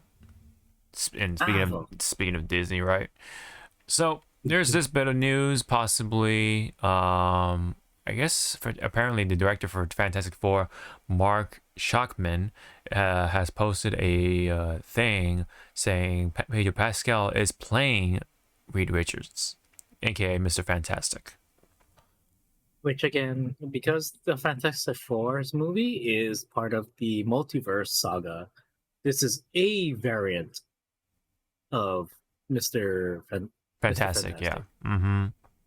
But at this moment, we don't know if it's the main MCU's Mr. Fantastic or just like a variant Mr. Fantastic coming into the MCU, like, which I wish he was returning. Yeah, I think he was so good. Yeah, he was a good Mr. Fantastic.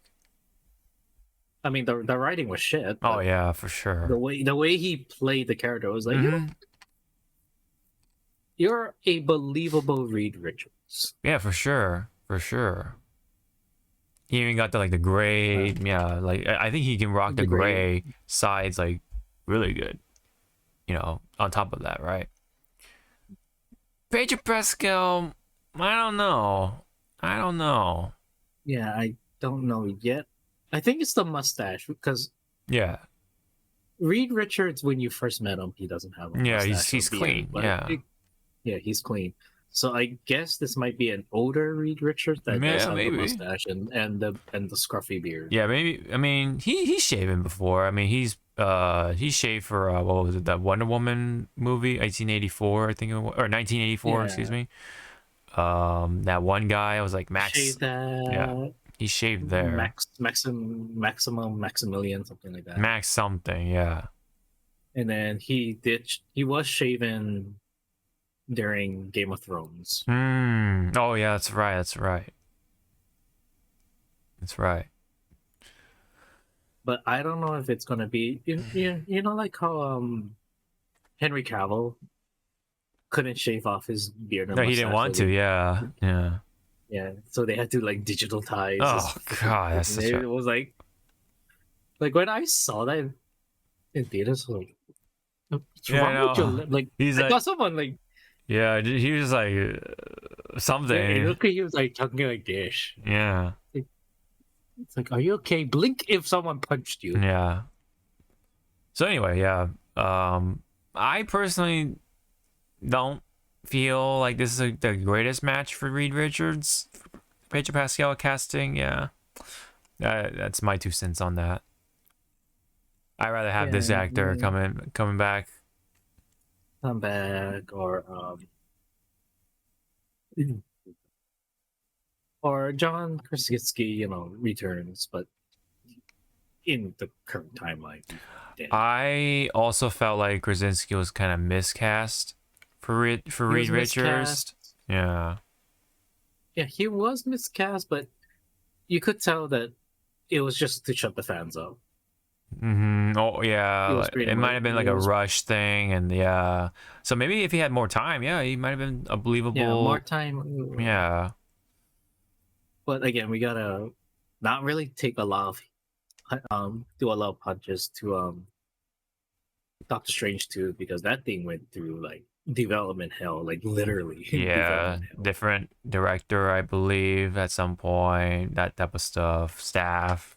Yeah. All right, let's get on to the last thing for Frontline. Those is a yellow paint thing for Final Fantasy Rebirth.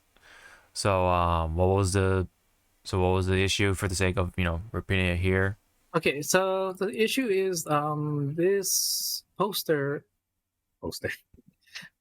uh was just pretty much nitpicking on like seeing yellow paint in AAA games. Yeah. So what the yellow paint is pretty much a visual signal to the player of where to go. Yes. Yeah. And within the comments, a lot of people are saying, some people need directions. Like they need the hand holding to go. Sometimes it does call for it, because games like Breath of the Wild, it's kind of like you can literally end the game right then and there if you go straight to Ganon's castle, or the castle. You know what I mean? That type of stuff. Yeah, there are times where you kind of want to have a pointer, right, to know where to go. Otherwise, you're gonna be wasting a lot of time. Yeah, so it's like, would you rather see just like little yellow paints here and there, or do you want a big ass arrow going? Go there. Yeah. Other commenters say like, sometimes it's helpful for the visually impaired people Yes. that cannot see well. Yeah. And then I think it's not on this post, but another post is like saying like, in test players, they would not know where to go without a visual hint. They would just be running around and they will get mad. Right. And then others will say like, "Oh, this is too much. I don't need a direction to go. I don't need this. I know where to go." It's like, okay, that's you versus like how many other people play this game. Right. To which I think what should be done, if people don't want to see yellow paint, maybe it's a feature. But then, a feature, just turn it off or something, like any options. I think that's honestly a pretty doable thing. If you really don't want to see those marks, or whatever, if it's that really jarring for you as a player. But for me, I look at it as from a story perspective, right? Yeah, story perspective. Immerse myself. Yeah. That maybe this was like left by an unknown NPC that was like raiding whatever place and just like leaving like, here, this is my path. Follow it. But again, that's just me. Right. You're trying to make sense of it in the story sense, so it's fine. You have your own little headcanon, right, when it comes to these things. Personally, I don't care. I'm like so used to it from playing like a bunch of Ubisoft games and other such adventure games, so whatever. I mean, it doesn't bother me too much. I mean, what I care about is the game itself fun? Is the story entertaining? Like engaging? Yeah. So there are people out there who take offense, right, when it comes to like these yellow markings or whatever, the yellow paint syndrome. Pretty much. Fight or flight mode right now when they see the color yellow. It's like, right. Yeah. All right, that's pretty much it on that part. Let's go into the games side of things in the extras section, and I did add a little jingle. Yeah, I have a little jingle for the games section.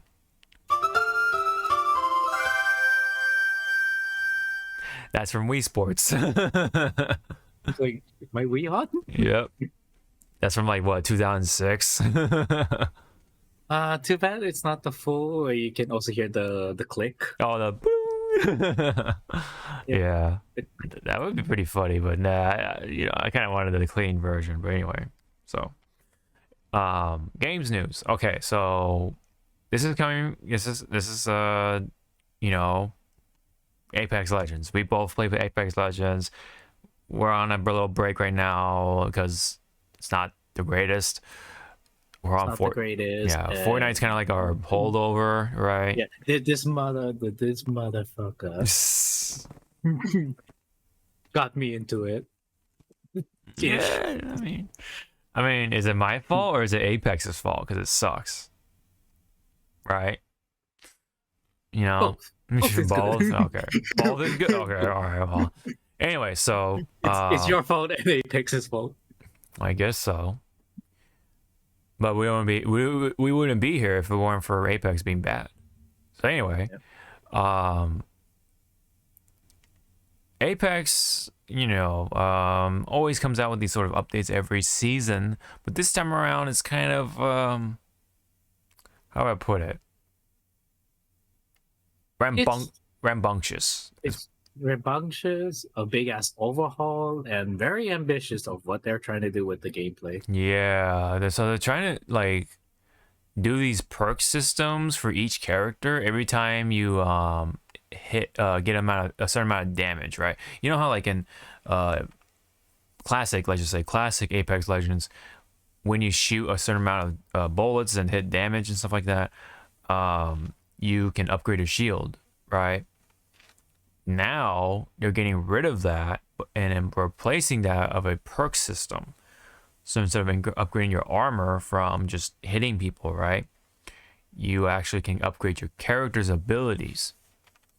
So for example, Watson is fucking ridiculous.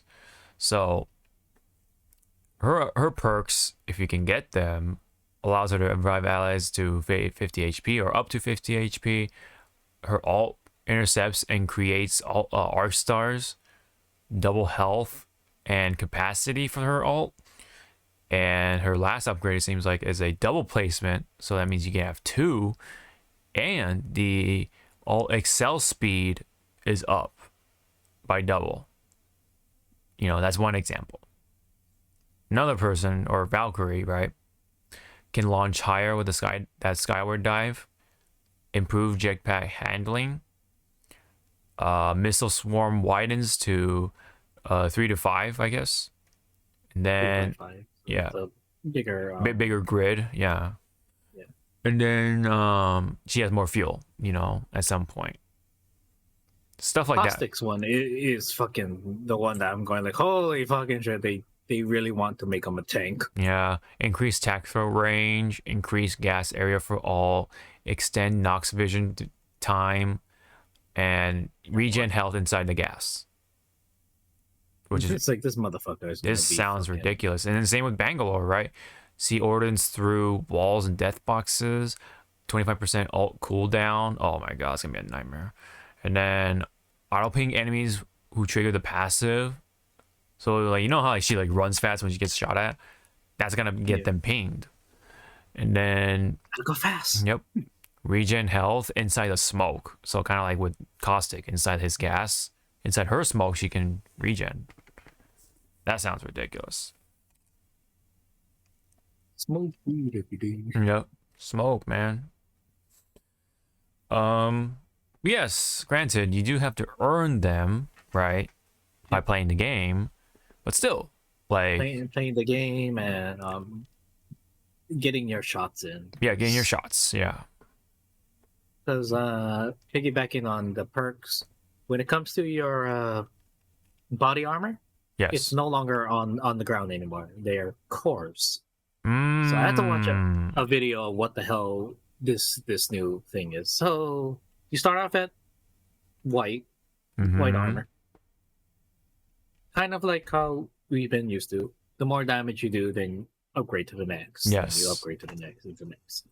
But let's say you're out of armor. And you yourself had a blue armor, but the one you downed and killed had a purple. Yeah. You run to the one with the purple. You switch its core. Oh, okay. You gain temporary armor gauges, but your character, again, it's freaking weird. Yeah, it's still I'll find blue, that video. right? Yeah, for you're still blue, but you're technically wearing purple. That because of the two temporary Yeah. gauges. So it's like, then why get rid of the fucking thing then? This sounds more complicated. Yeah. It seems like you have to pick between each ability, like these abilities. You can't just like have all of them. Yeah. You have to So pick it's between, yeah. So you only have what, so like when two? you upgrade, it's gonna be like choose this or this. Yes. Okay. You chose the right side. Okay. Next upgrade. This or this. You take the left side. Okay, right. So you'll have whatever your previous one and your new one. Then you get to red. This or this. Okay, you pick this one. Okay, so you have whatever perk you picked on your purple shield, whatever perks you picked on your blue shield.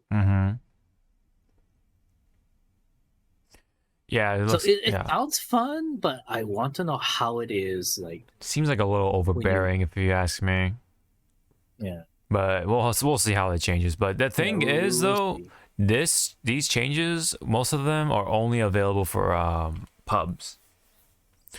Yep. And if you want to play the classic mode or the classic Apex, that's in ranked. So you can think of it that way.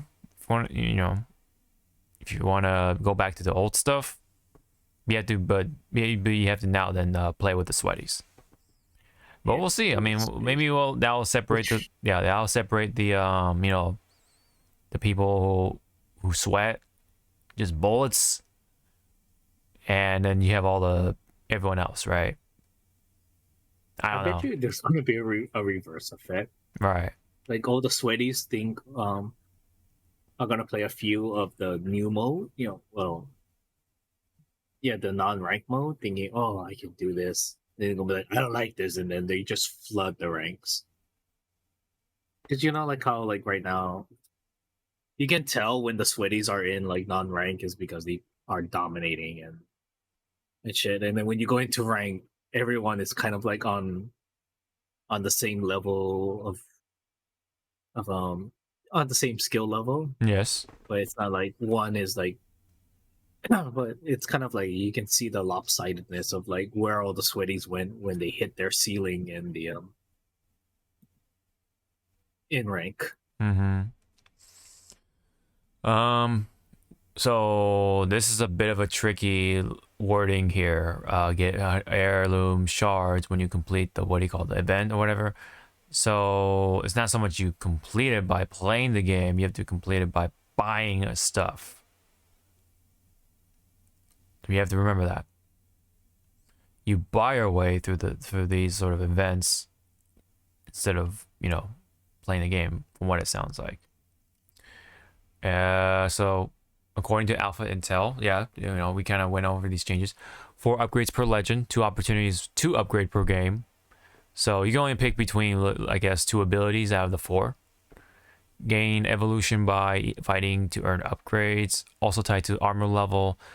Upgrade system is all in BR modes, including ranked and the league system, I guess, or the league mode. Armor is no longer Go ahead. Yeah, the armor lootable and is no longer. Yeah. I think this big change was because people just were rats. Rats and cherry pickers, so they kind of want people to go like, hey, cherry picking and like third partying and like just swapping, shield swapping. I think it's something people didn't like, maybe.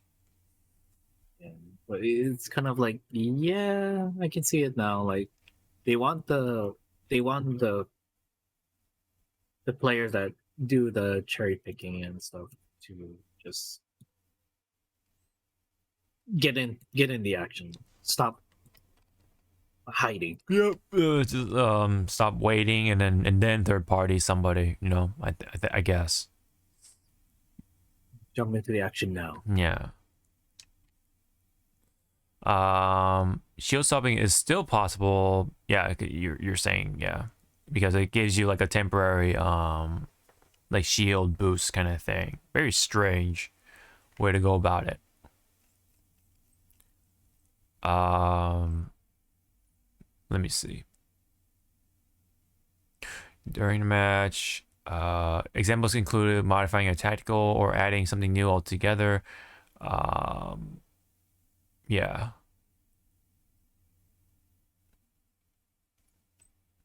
I just look at it as like on paper, it sounds fun. It sounds on interesting. It is something new, but we don't know how it's going to flesh out with players in the long run of things.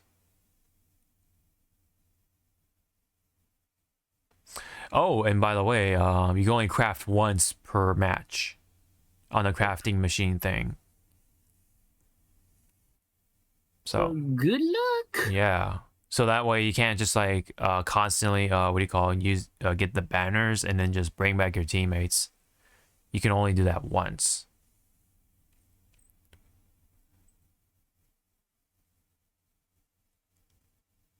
But they are free to use, but you can only do it once.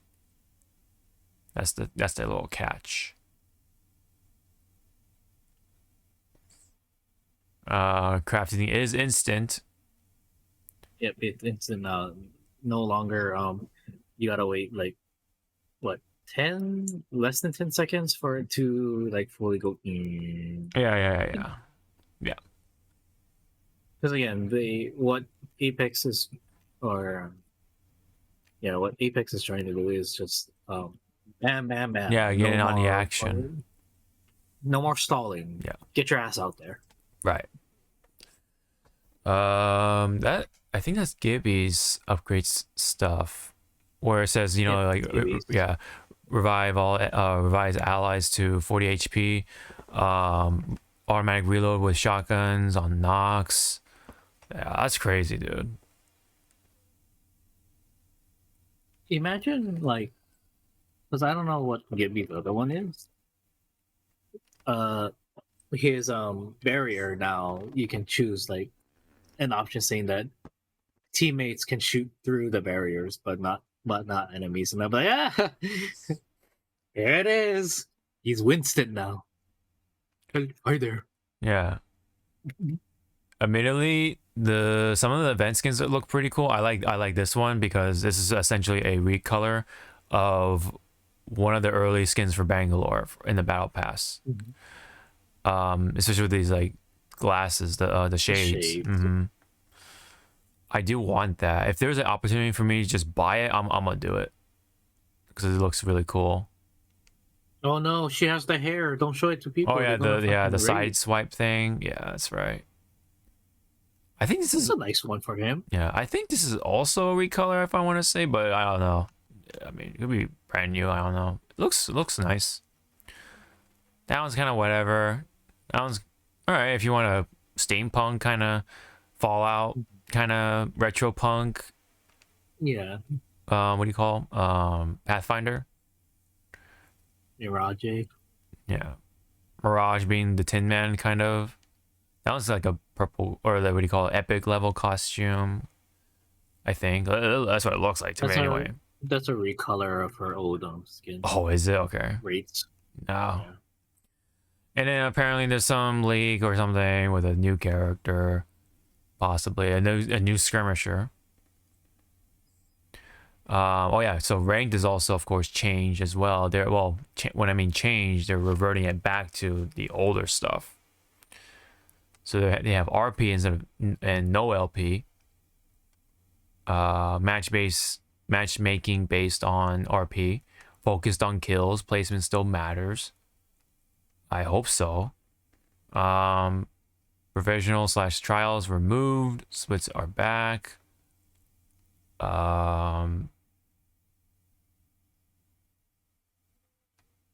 Yeah, I think that's essentially it. I think. I like that. What's it? Season 21 have a new legend, BR map, weapon. Yet we saw a leak. It's like, I know, right? Use a liar. Yeah. He's like, use a liar. Right. I actually is really funny.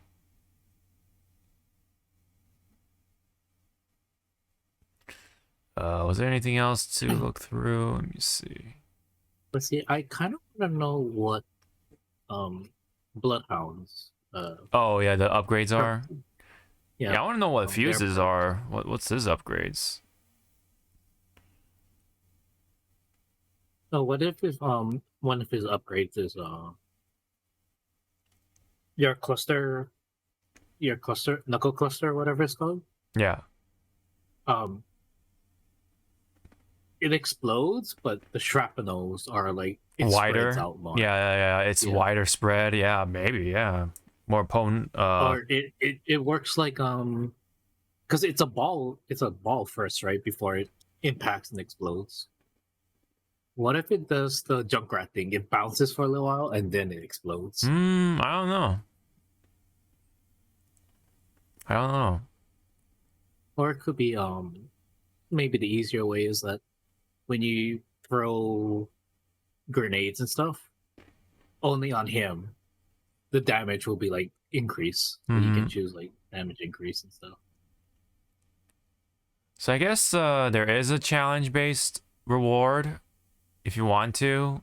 There is a flatline skin and the wraith skin, but I think that I think this is a recolor of the flatline. I think could be I wrong. love my flatline. Yeah. Like my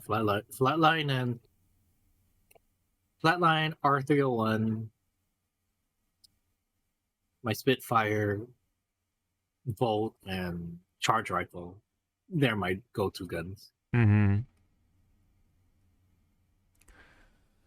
What are your go-to?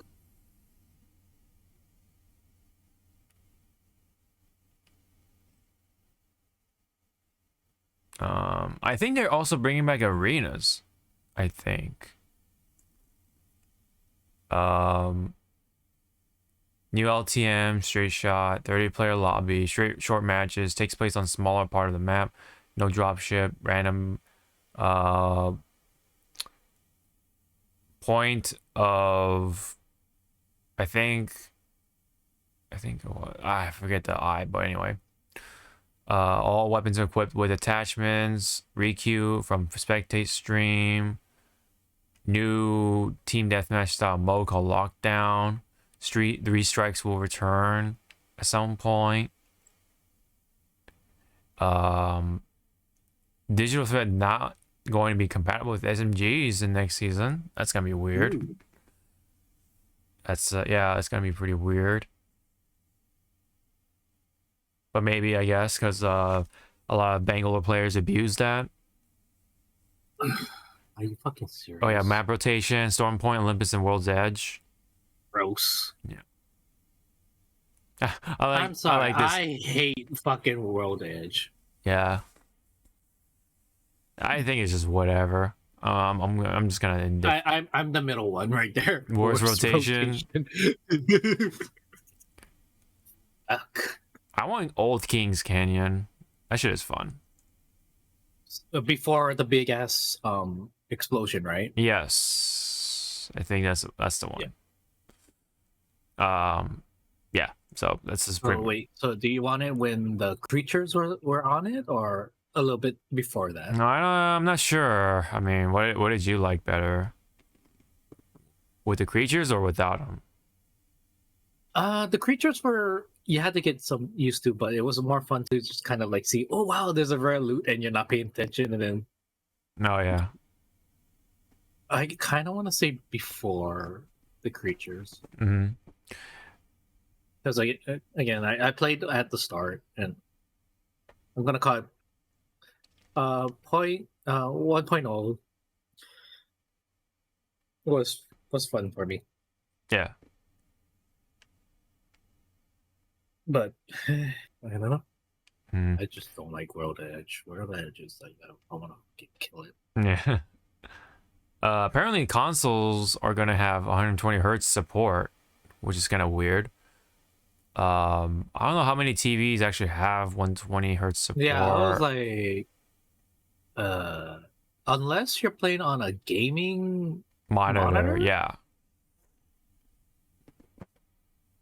Because I don't think my TV doesn't. Yeah, definitely.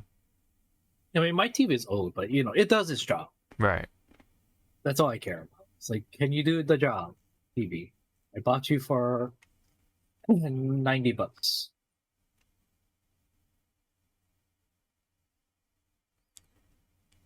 Oh, did they drop the story thing? Oh no, never mind. I think that's pretty much it on that. I just hope I can buy the Bangalore skin. That's all I really want. Add this whole new thing.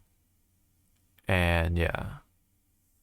I just want to. Now I'm interested of what Bloodhounds one they look. Right. They haven't really broke down like everything. I think this is the first season pass, or this current season pass, or battle pass, excuse me. It's been a while since I have not completed a battle pass. But yeah, this one kind of marks it first ever since, I don't know, a couple of other battle passes ago. I've been completing them like for a while, but then this one's just kind of like eh. I mean, I'm like past 100 level 100, but I didn't officially like finish it, you know. 'Cause I've been like busy with like Tekken and whatever. I didn't even notice. Oh wow, this came out 5 days ago. I didn't even realize it was a breakout launch trailer for it. Okay, so this time it's Newcastle, Bangalore, and who's that? Is that Octane? Yeah, so it's the two siblings. Yeah, the two siblings. Who's the third? Oh, okay, it's like a various POVs. Okay, I'm sorry. I wish that was real in the game, where how Lifeline. Yeah.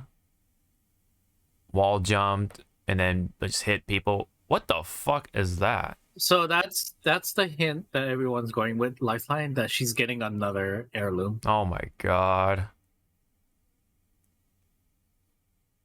Oh, there's Octane, of course. 2. Oh yeah, because it's yeah. So that's his her. Yeah, the upgrade. Yeah.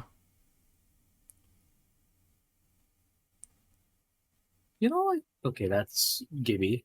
Yeah. That's a shield bro. Miss. Yeah. Right. And then she got the warp thing. Oh, there's Wraith.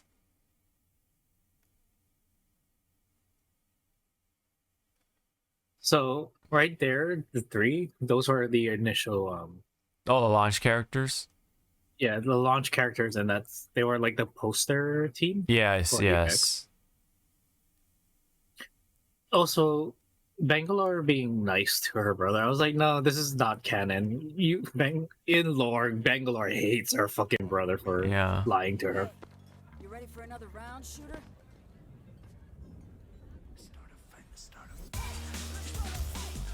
That's weird. It just like breaks out into this like random part. It doesn't even like transition to it. It's just like all right.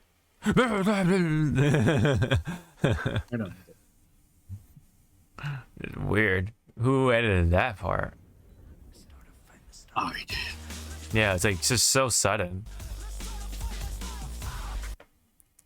Oh, there's a Horizon. Oh, it sounds like you promised. Oh, that's interesting. Or it's her son. Oh. So in lore, she's been away from her son for like 100 years because she fell into the black hole. Right. So on one side, it's fucking sad because she missed out on her son's life. Yes.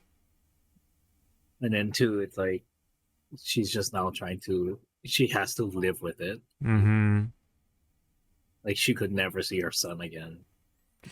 Yeah. Which again, it's like, fuck, that is damn. Mm-hmm. Like, it's not your fault. Yeah. Say that, it's not your fault. Is a work of art. The view being me, of course. Both are very arty. Yeah. Where is my boyfriend? It was it Octane? I think there was a Fuse in that Octane team. That's about it. I don't think I saw any bloodhounds. Yeah, 'cause there's Fuse. Oh, I think that is Bloodhound right there. Very, very small. Because I think that's Fuse. That's Fuse because I see his alt right there. Yeah. I mean, I guess because they're dating, right? They're dating or something, whatever.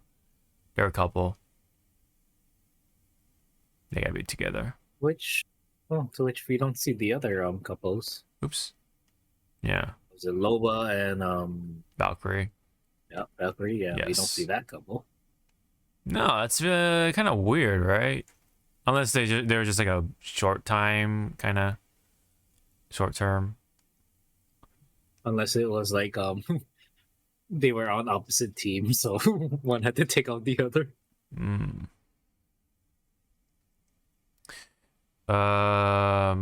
Yeah, this one was. We just saw this. Yes. Why is it taking long? Okay. Oh, it's because do you have like an ad blocker? Oh, maybe, huh? That's probably. Yeah. So again, that question I bring up is because YouTube is deliberately slowing down your watching YouTube, videos on your server because you have ad blockers, but it's also fucking up with people that has the YouTube Prime. Because for YouTube Premium, even though you're not you don't have ad block on for that particular site, but if you just have it in general, it still slows it down. Yeah, because I guess the coding that they did, which I don't think they tested, cannot differentiate the YouTube Premium and ad blocks. Yeah, it just that's bad, dude. Yeah, it's like, then why you even like make that? Yeah. Some of the skins are okay. I don't know what that is. Well, that's the that's just ballistics shot. Nothing new. Let me see. Yeah, supposedly the maps are going to be smaller. I think this was the that small arena fighter. Oh, okay. Oh, that's right. Yeah, maybe, huh?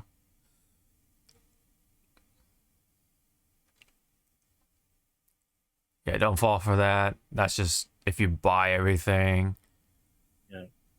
It's like, I'm sorry, you have a better chance of getting your heirloom shards from actually just opening up. Like, yeah, I got mine like a while back because I played the game enough. Like, I think the only heirloom I want and I don't have is Caustics, because it's the Warhammer. I think Cossack is my only launch character I do not have it as an heirloom. Oh, okay. Like, I have all the other launch characters except for Caustics. Oh, that's interesting. Do I care about the other ones? No, not really. The one I care about, really, I want to see what Fuse's Prestige skin looks like. Then I'll make a decision. Otherwise, I want to get his guitar. Maybe that's his heirloom, the guitar. Well, no, I'm talking about his Prestige skin. Oh, Prestige. Ooh. Yeah. I don't know what that looks like. I mean, I got Bloodhound's one that looks pretty. The journey to get it, no? Yeah. Fucking hated it. Yeah. And they did the shit that I was bitching about when Bloodhound's one was out, when they did it with Bangalore, and I was like, the fuck? So yeah, you could tell that fucking Bloodhound was the testing field. Yes, the tester. The guinea pig. The guinea pig, yes. Yeah. Yeah, we'll see. We'll see how this turns out. I just want that Bangalore skin. That's really all I want. Honestly, I like this color better than the original skin.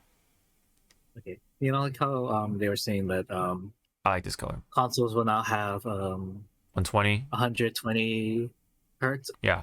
My TV at max 60. Yeah, mine too. Yeah, that's a common hertz for TVs. Because otherwise you can't watch like sports and stuff like that. Because that's essentially means you can watch that stuff at 60 frames per second. That is the key essential thing. Oh, my TV is 6 years old. Oh, damn, dude. I mean, it came out in 18, but knock on wood. Thank you. Right. It's Going lasted strong. lasted this long, man. Unlike my other TV, remember I told you about it, like it was like turning blue. Like the Yeah, picture. it was giving you like a blue tint. Yeah, dude, because the some of the LEDs One of just the like bulbs, right? yeah, one of the bulbs like inside it died. kind of- Yeah. and it would have been like half of what you paid to just switch it out. Yeah, no, Right? it's not worth it. It's just not worth it. It's too much work. Yeah, I wish. Yeah, I mean they do it on purpose, of course, but I wish TVs were I mean, like what was your model? Oh, what is your current brand right now for Vizio. The one I had before was I think it was an LG.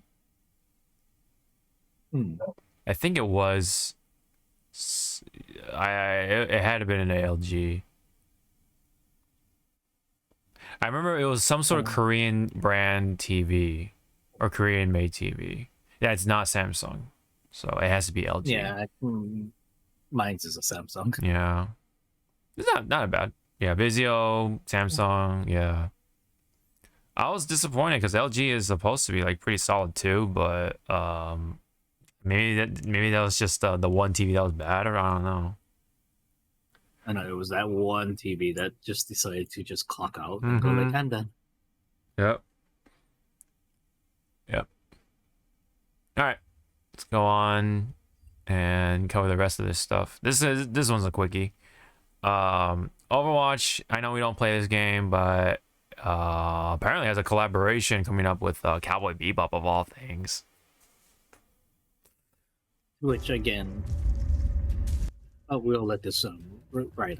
Yeah.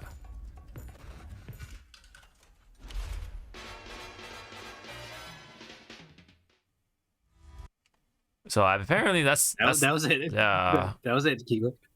Yeah. So, like that, you almost got me. Yeah, I know, right? Yeah. I want to say it's I'm still not gonna call him Cassidy. It's gonna be McCree, obviously. Yeah. With a Spike skin, Yeah. and probably Doomfist is Jet. Maybe, yeah. Yeah, I can definitely see that for sure. But who would be Faye? That's the question. Yeah. Which Overwatch character would be Faye? I say Widowmaker. Because she already has. Okay, this might sound like sexist or body, like she already has the body model to just to slap Faye on. Yeah. When it comes to Ed, if they do make an Ed, probably like Tracer or something. Either Tracer or who's like young, smaller, and maybe like an engineer type of character. It's gonna be the fucking hamster. I know, right? Oh my god, no, the hamster will be Ein, the dog. It's either Ein or it could be Winston. Just like a huge ass Ein. Oh my god, that'd be so hilarious. I do. Yeah. Jesus Christ, what the hell, Ein? Yeah. Who fed you steroids? Yeah, I think Ed probably be Tracer just because it's such a like safe pick, It's a safe pick. Yeah. I wanna say Vicious is gonna be Reaper. You cannot work your way around that. It's fucking gonna be. But because Vicious has a sword, it might go to Genji. Genji, yeah, exactly. I think Genji is weird but appropriate pick, just because he has a sword. Yeah. Oh, you know what? Maybe I forgot about Kiriko could also be Ed, possibly. But when you think of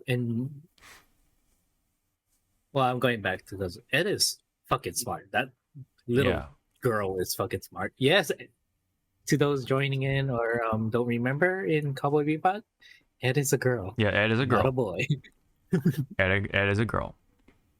Thank you to that one episode. Where are you going, little boy? What?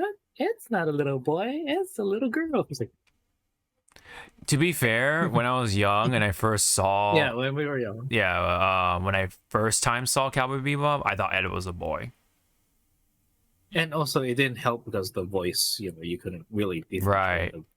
Guy and a girl. And also in the opening too, like Ed looked pretty like masculine almost, but in the show you kind of start to see like, oh, it's like an in between almost, but you can't really tell, Yeah.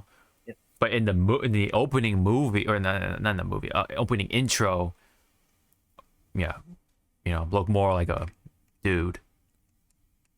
But anyway, Cowboy Bebop, you can't go wrong with it, but it's Overwatch too, so it's like, Yeah, it's on Overwatch, so it's like very what if they? Yeah.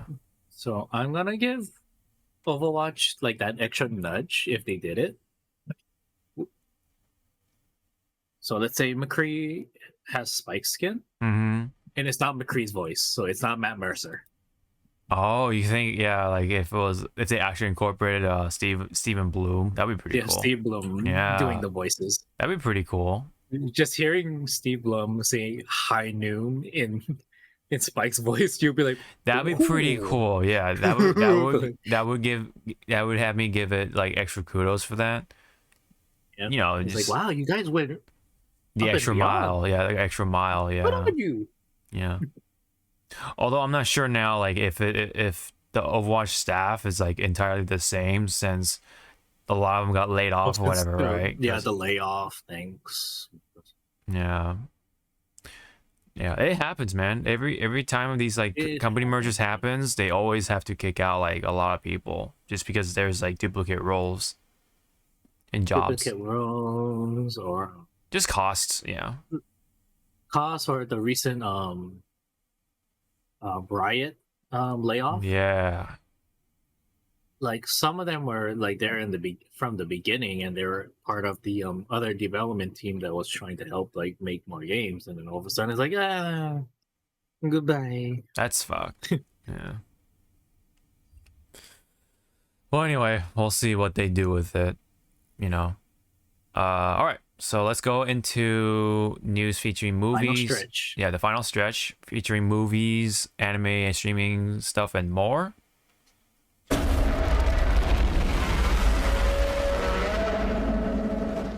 Daddy? Yeah. Yeah. Anyway, speaking of that, right? Lizards and all that stuff. We got Jurassic Park coming up, I guess. If anyone's still... Don't you mean dragons? Yeah. Because it's the year of the dragon? Yes. In a year of reptiles and lizards and mythical scaly creatures and all that stuff.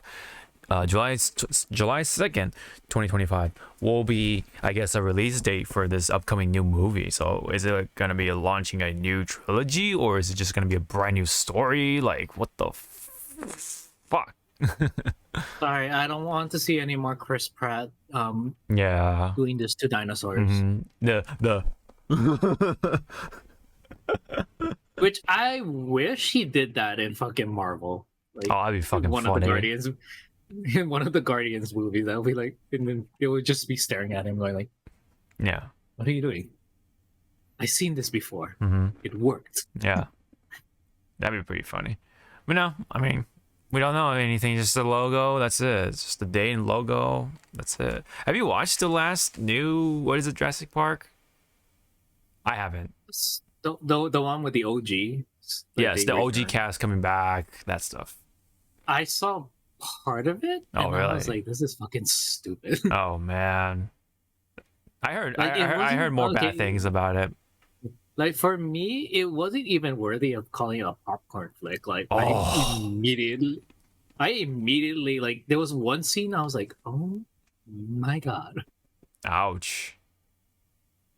because I think I was watching it when fuck,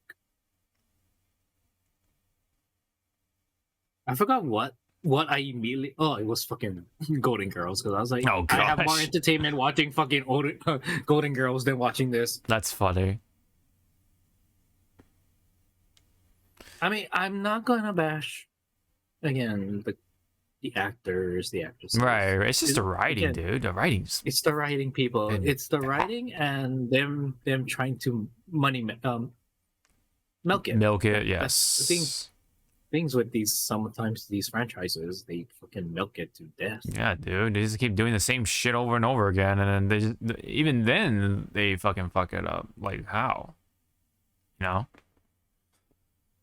What are they gonna make the dinosaurs out of now? Like, I don't know, fucking. My ass hairs, I don't fucking. Yeah, I know, right? Are these dinosaurs gonna be real? Like, is this all gonna be like virtual, like reality kind of shit? Like, I don't know, man. What are you also gonna make it out of? Like a T-Rex. When you see the virtual, we just see a T-Rex with a fucking visor. oh yeah, It's just like, yeah. just like. Or just like doing this, twitching right? every now Because it's and- browsing, like it's browsing through the windows. No, he can't even reach. Oh, He's like, it's- you just see a tear like I know. rolling off. It's yeah, its face is like, oh shit. I know. No, Are we the monsters? I would laugh if they make. Okay, so let's say they like make these dinosaurs, right? What if they try to like make them into like NFTs or something? You know, I wouldn't be surprised if this one is like, because I think that scientist is still alive Oh, okay. from the OG think. one. Okay. Yeah, the OG. Yeah. I think he's still alive, and I would not be fucking surprised if this upcoming. I don't know if it's going to be another series or a one-shot movie. Yeah, that's what I'm saying. Like, is this gonna be another trilogy out of this whole thing? He somehow is able to make the dinosaurs talk. Like I would Oh not my be fucking surprised. god. And then if I hear the dinosaurs talk, I'll be like, I'd rather watch We're Back a Dinosaur Story with fucking oh shit, what's his name? He was the T-Rex. I forgot the actor's name. He was in Kong Skull Island. Oh, John Goodman. Yeah. Okay. Yeah, John Goodman. Okay. For people who don't know what We're Back a Dinosaur Story, it's an old 90s movie. Cartoon. Oh yeah. It's fun. Yeah. It's fun. I remember watching it once at school. That's like my only time I got exposed to that, and that's about it. I haven't rewatched it since. Yeah, you never went back. Yeah, but I couldn't find a movie for some reason. It's just like a rare thing at the time, but I'm sure I can find it. It's like I think it's like one of those movies like you had to like talk to yourself. It's like, was this real? Yeah, I know. It's like Was it's this such like a was this movie actually real? yeah. But I somehow still remember in back in my head like what the dinosaurs looked like and how the art style was. It wasn't Disney, right? It was like was it Paramount? Who or is it DreamWorks? I forget. I don't know. Who was the studio that did that? Universal. Oh, it's Universal. Okay. Yeah, the one that I didn't think of. Yeah, or one of them. So yeah, Jurassic Park or Jurassic World. I don't know what the fuck it's gonna be. It's gonna be like Jurassic Space. It's gonna be dinosaurs in space. Dinosaurs in space. Or hell, alien dinosaurs. I don't know. Oh, you know what? No, it's gonna be zombie dinosaurs. That's what it's gonna be. It's gonna be a dinosaur zombie movie. It's going to be secretly a Capcom movie of Oh, Dino Crisis. yeah, Dino Crisis. Oh my god. No, I mean, remember that? Oh, well, I wouldn't be surprised if you don't remember that game, Exodus, or that the fucking game that came out last year. Nobody like talked about. The only thing I know of Exodus is I guess one of the skins or The Street Fighter. They had a Street Fighter collab. Street Fighter, but it was like a T-Rex, and I guess one of the emotes is it flexing. I don't know. Dude. And someone would like turn it around, and it kind of like it's Street Fighter 6, you know, like how certain body parts jiggle. The ass was jiggling on that model, and I was like, oh, this was made for somebody. An artist, a certain artist was part of this team, wasn't it? Yeah. I don't know about that part, but I definitely remember that people just don't talk about it. It's just like it's one of those forgettable games. Yeah, because a lot of people thought it was fucking Dino Crisis. Yeah, and even then, they seem like they fucked it up too. Because it's just like all you do is just shoot a bunch of dinosaurs. How could you fuck that up, right? Like, you know, Earth Defense Forces is still around, and people still play that game. But when it comes to Exodus, nobody talks about that shit. Anywho, let's get on to the rest of this stuff. What's this about? What's going on here? It's the joke. So, people. Oh, is this the voice actor who does the? Oh, okay. Peggy 16. So now we have a face to it. And I've been a professional. Hi, I'm Richard Wells, and I've been a professional voice actor for 40 years. I've made at least 10,000 recordings and spoken millions of words, but ironically, I'm best known for just 2. You won't know my face, but millions of you gamers really do know my voice, because I'm the guy who says Peggy 18 on all your video games. Now, I reckon Peggy 18 is one of the most heard recordings in history. Just for fun, if you've heard me say Peggy 18 over the last 15 years, oh God, just like this video, and maybe you'd like to share it with your gamer friends. Let's see how many of you have heard me. Just give me a like. Thanks a lot. Oh my gosh, that's funny. Very, very formal. But again, we still don't know who the hell is Peggy and why she's 18. Yeah, I thought it was 16, but I must have. Yeah. Maybe it's just like different things or I don't know, different ratings. Yeah. But anyway, noise. Yeah. Yeah, that's kind of cool. I actually never knew that until now. Today I learned. Kind of the same with what is it? The guy who did the Halo stuff. Slayer and all that stuff. You know, like the voiceover for all the modes. You know, SWAT. Oh man. Anywho, there is a mod for MK1. I believe this is the one I'm thinking of. Yes. Okay, this is a different video, but I've seen other stuff. That's so funny, Jasmine. Just Jasmine coming in like, I'm gonna fucking murder you. Wait, who? Oh, it's Quan Chi. Okay, it's Quan. Wait, is it Quan Chi? So okay. Quan Chi is Maleficent. Okay. Jasmine is Serena. Yeah. That's funny. Getting those dead eyes. Like... Yeah, so funny.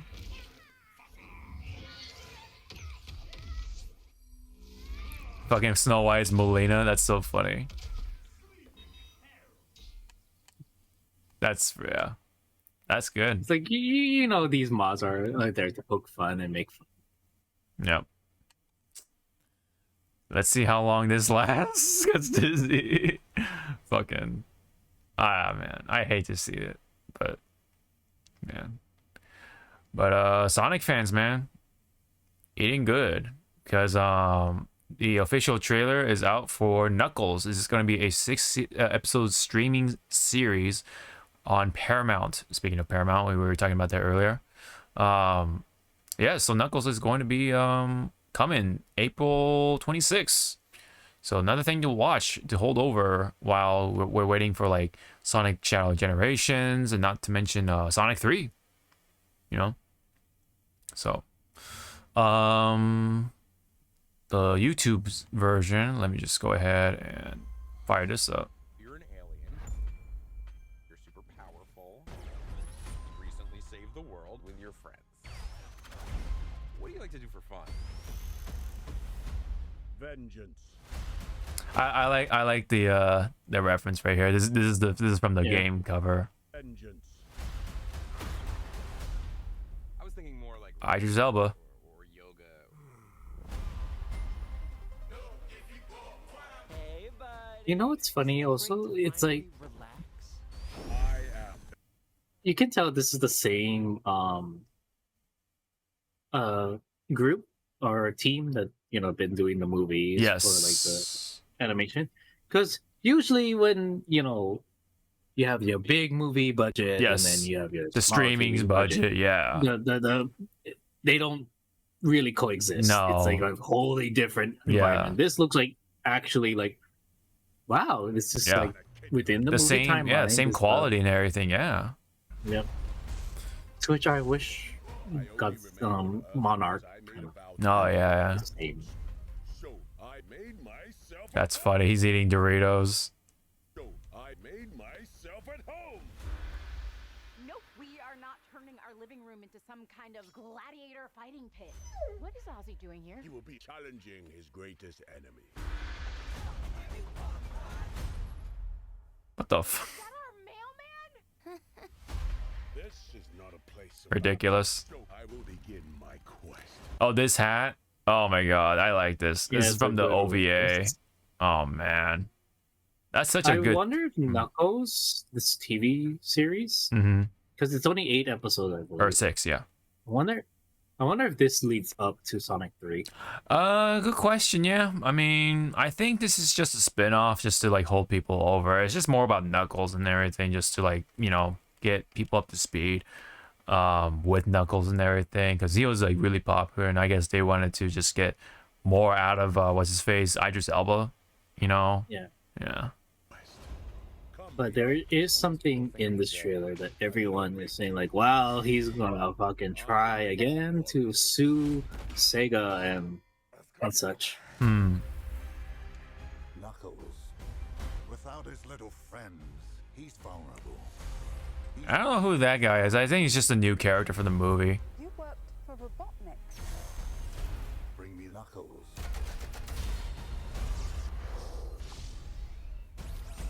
Sorry, this lane is reserved. You think you can take my power? Do I look like I need your power? What are you talking about? Of course we need his power. It's the whole reason we're here. Oh, there's Whiplash. Not Whiplash, I mean. I made a promise to protect this. There, if you go back. Where? Okay. Was it the old dude? Like the old? No, it was the older kid now. Yeah. So I'm saying a the lot of old. people are going like, wow, the creator of Sonic is gonna have a fucking heart attack and gonna fucking sue Sega again, because remember back in I forget the guy's name. Oh, Yuji Naka. He tried to claim that every echidna is his, like it was his stuff, and that didn't go in their favor. I don't remember that story. I wonder who exactly is that person. I don't think it's Yuji Naka. I'm probably just. Yeah, no, it wasn't a Japanese guy. Oh, okay. Oh, is it somebody from the comics? Did he work on the comics? It was the comic, oh my! the comic guy. That's my the guy God. that everyone's saying like he's gonna emerge from the depths of hell or whatever. What and the claim, fuck? like, Okay, you stole this from me. Okay. This is mine. It's like now that's starting to sound familiar. I forget his name too, but fuck, man. Ugh, that's stupid. Yeah. So that's the thing. It's like Mhm. he's gonna emerge again and try and like sue everybody. Yeah. I am ready. Oh shit! You got the fire fist? Okay. Oh snap! Someone's about about to get slapped.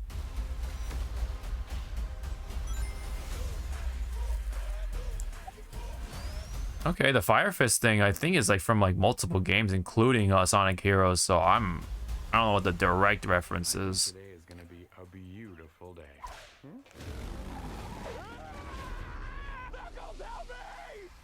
You gonna rescue him? No, he must learn to rescue himself. Fucking Knuckles, man.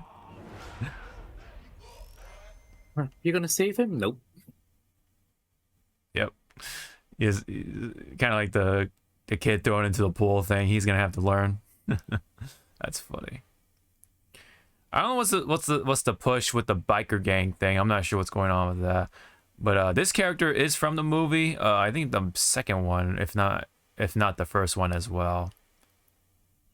But I guess they're really trying to push him to be part of the supporting cast. But yeah, he's got the fire. His name is Ken Penders. Okay. Yeah, the one that was part of the comic book. Yeah. And so is he an artist or is he like a writer? That sounds like a writer to me. Ken Peters filed a number of lawsuits and legal against Sega of America and Archie comic publishings related to the rights of his characters in Sonic the Hedgehog comic series, and it's been off by the time of the case.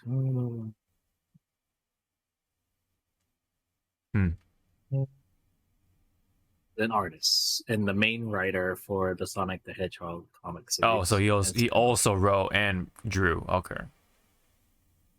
Okay. I mean, whatever, man. Like, just stop. Yeah, just stop, bro. Take the sorry to say it, take the L. Right. Yep, 6 episodes. I don't think there'll be more out of it. Maybe they'll do a Tales side series or spin-off series. I don't know. But yeah, Knuckles, man. I like it. I definitely look forward to it. I'll try to watch it, you know.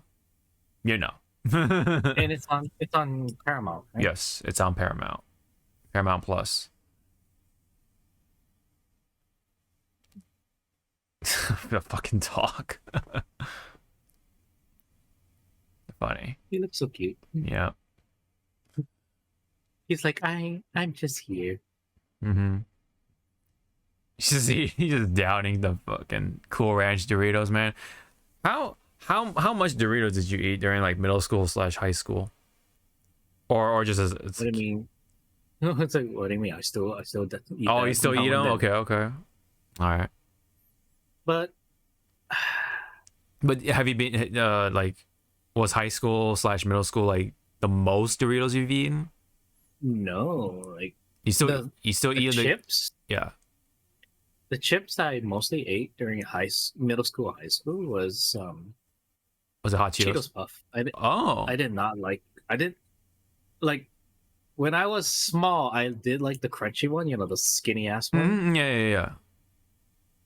But then once I got a taste of the puffs, I was like, oh.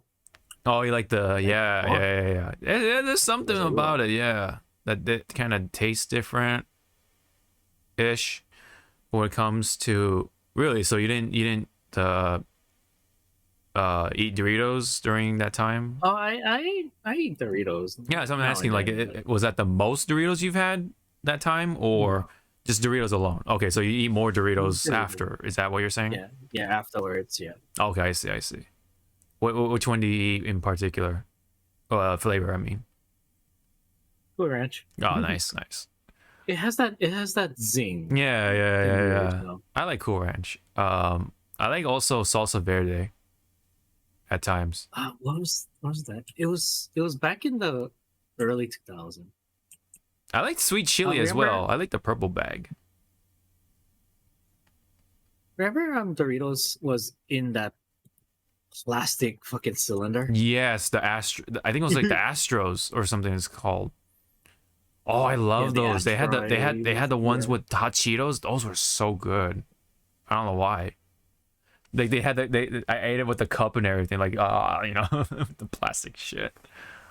Oh, it's more funny because I would eat that in class No, it was convenient because you don't get the Cheeto com- fingers and such. Yep. It was convenient, but once you open it, like the whole classroom smelled it, and they Oh, would just turn. dude, yeah. And I was like, "Oh, Yeah. mine." Speaking of whole class, do you remember corn nuts? Have you eaten? Oh yeah, the corn nuts. Dude, I always ate corn nuts, and everyone heard me eat them because it was so like crunchy. Oh, I found it. Yeah. What was the flavor? Let me see. Yes. That shit. Yes, dude. The 3Ds, Holy shit. 3Ds and asteroids. Yeah. Oh, Funyuns had them too. I remember the Funyun ones too. Funny enough. Funny, I do not remember seeing that Funyun thing here in Hawaii. They I weren't saw as everything common else, for sure. Yeah. But what was it? Because how are you saying that you want to see? Well, back to Knuckles. Yes. You want to see a Tails? Yeah. I want to see a Tails team? Tails spin-off. I want to see Ancient Stone, like a spin-off between what he was doing while waiting for Robotnik to return. True. Like, Yeah. like I want to know what he was doing. Like, was he collecting like samples? Yeah. Or just fixing up the layer? You know, being that good friend. Like, I mean, speaking of samples, right? I mean, if you pay attention to here, they were collecting all the hairs from all, like, you know, Knuckles and of course, battles. yeah, from the battle, yeah. So And this guy did say he worked for Robotnik. Like, that's weird. I don't re- Let me see. I thought he worked for the government, but let me see. Oh no, I'm sorry, I'm stupid because Eggman does work for the government. Yeah, because it's because it's in this is the university does that. Little friends, he's vulnerable. He's the key to my newest creation. You worked for Robotnik. Yeah, okay, he did. Okay. Yeah, that's right. This is a little different because Robotnik was just separate. I don't think he ever worked for the government or anything like that. But I think his grandfather did though. Thus, you know, with Maria and all that stuff. And there's a whole storyline as to what happened to those guys. Like, my God, you know. So I'm trying to, I'm like waiting to see if they actually do it in Sonic 3. Like, just that whole like pretty dark side of Sonic. Literally. Yeah. And then, okay, yeah, so they have like the agents and stuff like that, or these Goonies or whatever you call them. Use the hairs to power their suits. Got not Whiplash. I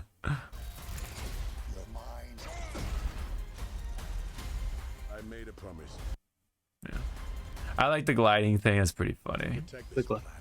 I want to say he doesn't get the gliding down. Like, I mean, he was gliding. I think he was gliding, but I don't think he was gliding. He never with someone on. Yeah, him. yeah, exactly. Like, Yeah. I think they're just gonna. Oh yeah. Fucking eat it. Yeah. It's interesting though because the echidnas are supposed to be extinct, and yeah, he's around. So that's kind of weird. Unless they're survivors or something. They might say they're survivors. To protect this planet. Yeah. I'm kind of indifferent about this character though. That I mean, they were trying to push him to be like that comedic, sort of like, gag kind of character, but whatever. I don't know. Maybe they'll have the writing to make him at least tolerable or likable. But I just like Knuckles with the what do you call it, the VR headset thing. That's pretty funny. I wonder what's going on with Sonic's head. Is that because he was also wearing the VR headset? The visor. Yeah, the visor, and it just like left the imprint for a little bit. That's funny. It's funny and it's a good attention to detail. Yeah, it is. Yeah. Yeah. So wait, I want to know what reference they had to use. Like, did everyone each had to like to wear it to see like, okay, how does your indentation? Yeah, right. Yeah, see. Yeah. How did the indentation? Yeah, it's like the headphone indentation or something. Yeah, you're right. And I just noticed that they're using a like a ring light with the phone and everything, so they're like streaming or something. And Knuckles is like, what the fuck you doing? It's like, can I just do this in peace? Yeah, I know, please? exactly. Exactly. He's like, no, I'm gonna make you famous. Yeah. Yep, it's just called Knuckles. 6 episodes, and that should be about it. His name is Knuckles. Yeah, Knuckles the enchilada. Kind of sucks that you don't get to see the comments because it's for kids. I guess it's the YouTube Kids thing. I don't know why they did that, but whatever. Ooh, I wonder if I can try it for free and then just watch all the episodes and then get out. What was it? This show is this thing is made for kids because of the YouTube. Yet this little trailer kind of hints about kidnapping, destroying property. Okay, yeah, meant for kids, everybody. Yeah. Oh, and not to mention drink coffee from the fucking jug and everything. On top I of hope that's decaf. Yeah, right. No, he likes the strong stuff. Yeah, it looks like black coffee, so there's no like cream or anything. He's just chugging it. Yep, just straight, dude. Yep. So Knuckles, how do you like your coffee black? Like my mint. What? Yep. Yep. Knuckles. In the furry flesh. I wonder if the third movie we're actually gonna see Amy? Yeah, Amy. Yeah. I mean, she's not like huge in the story, but she was in Adventure 2. And she was the one. She would kind of complete the team, yeah. The team. Yeah, kind of, yeah. Because like well, in Adventure 2, she was the one to convince Shadow to give humans a chance. So I guess that's kind of important. Or yeah, okay, maybe it is a little pretty important, but yeah. but other than that, like she didn't really do much early on though, other than getting kidnapped or something to that extent. Whatchamacallit? So I guess the found in a young actress to play Maria, but it's not official yet. But it's just like rumors. Okay. That they found their Maria, and then everyone jumped on it, going like, "I can't wait to see that scene again." It's like, Jesus Christ, you guys are dark. Do not touch. What was it? A button or a lever? Yeah, do not touch that. Yeah, it was either a button or a lever. Yeah, it's like, do not touch that, and she just like, and then boom. Yeah, it's like, because that's where my mind was like, is that the scene? Is that the scene everyone wants to see on the screen? A little child just gets off like that. Okay. See, I wonder. Okay, and I wonder what the context they'll try to go with. Either the one from Sonic X or just like the regular one. Like they never like covered it in the games. But in Sonic X, they kind of like go to that soldier's house who shot the girl, right, Maria, and he was just like, like traumatized or whatever. So, or he just did not want to like deal with that anymore.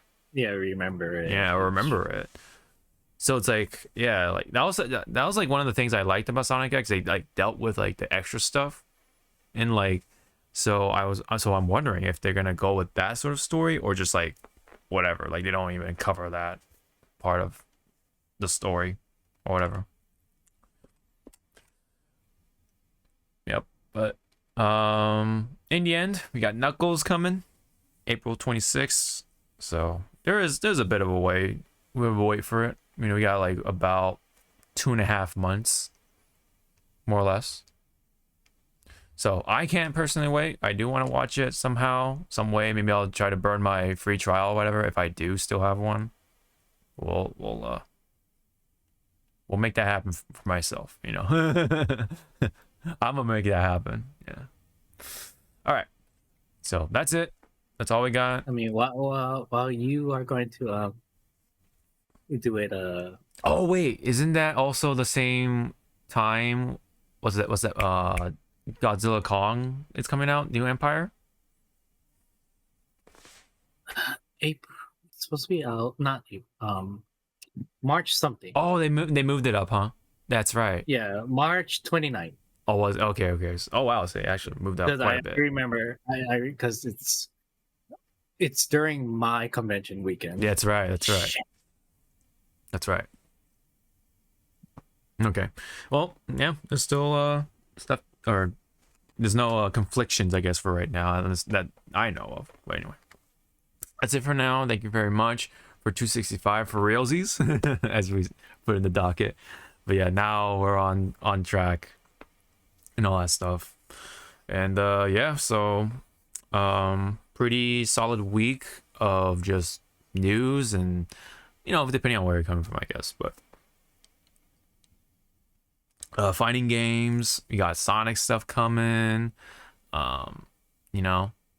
Potentially if Apex Legends could be good again, I don't know. We'll see. By the way, thank you very much, and we'll be back for another week, and hopefully we'll have stuff to talk about. So until then, we'll see you all in the next one.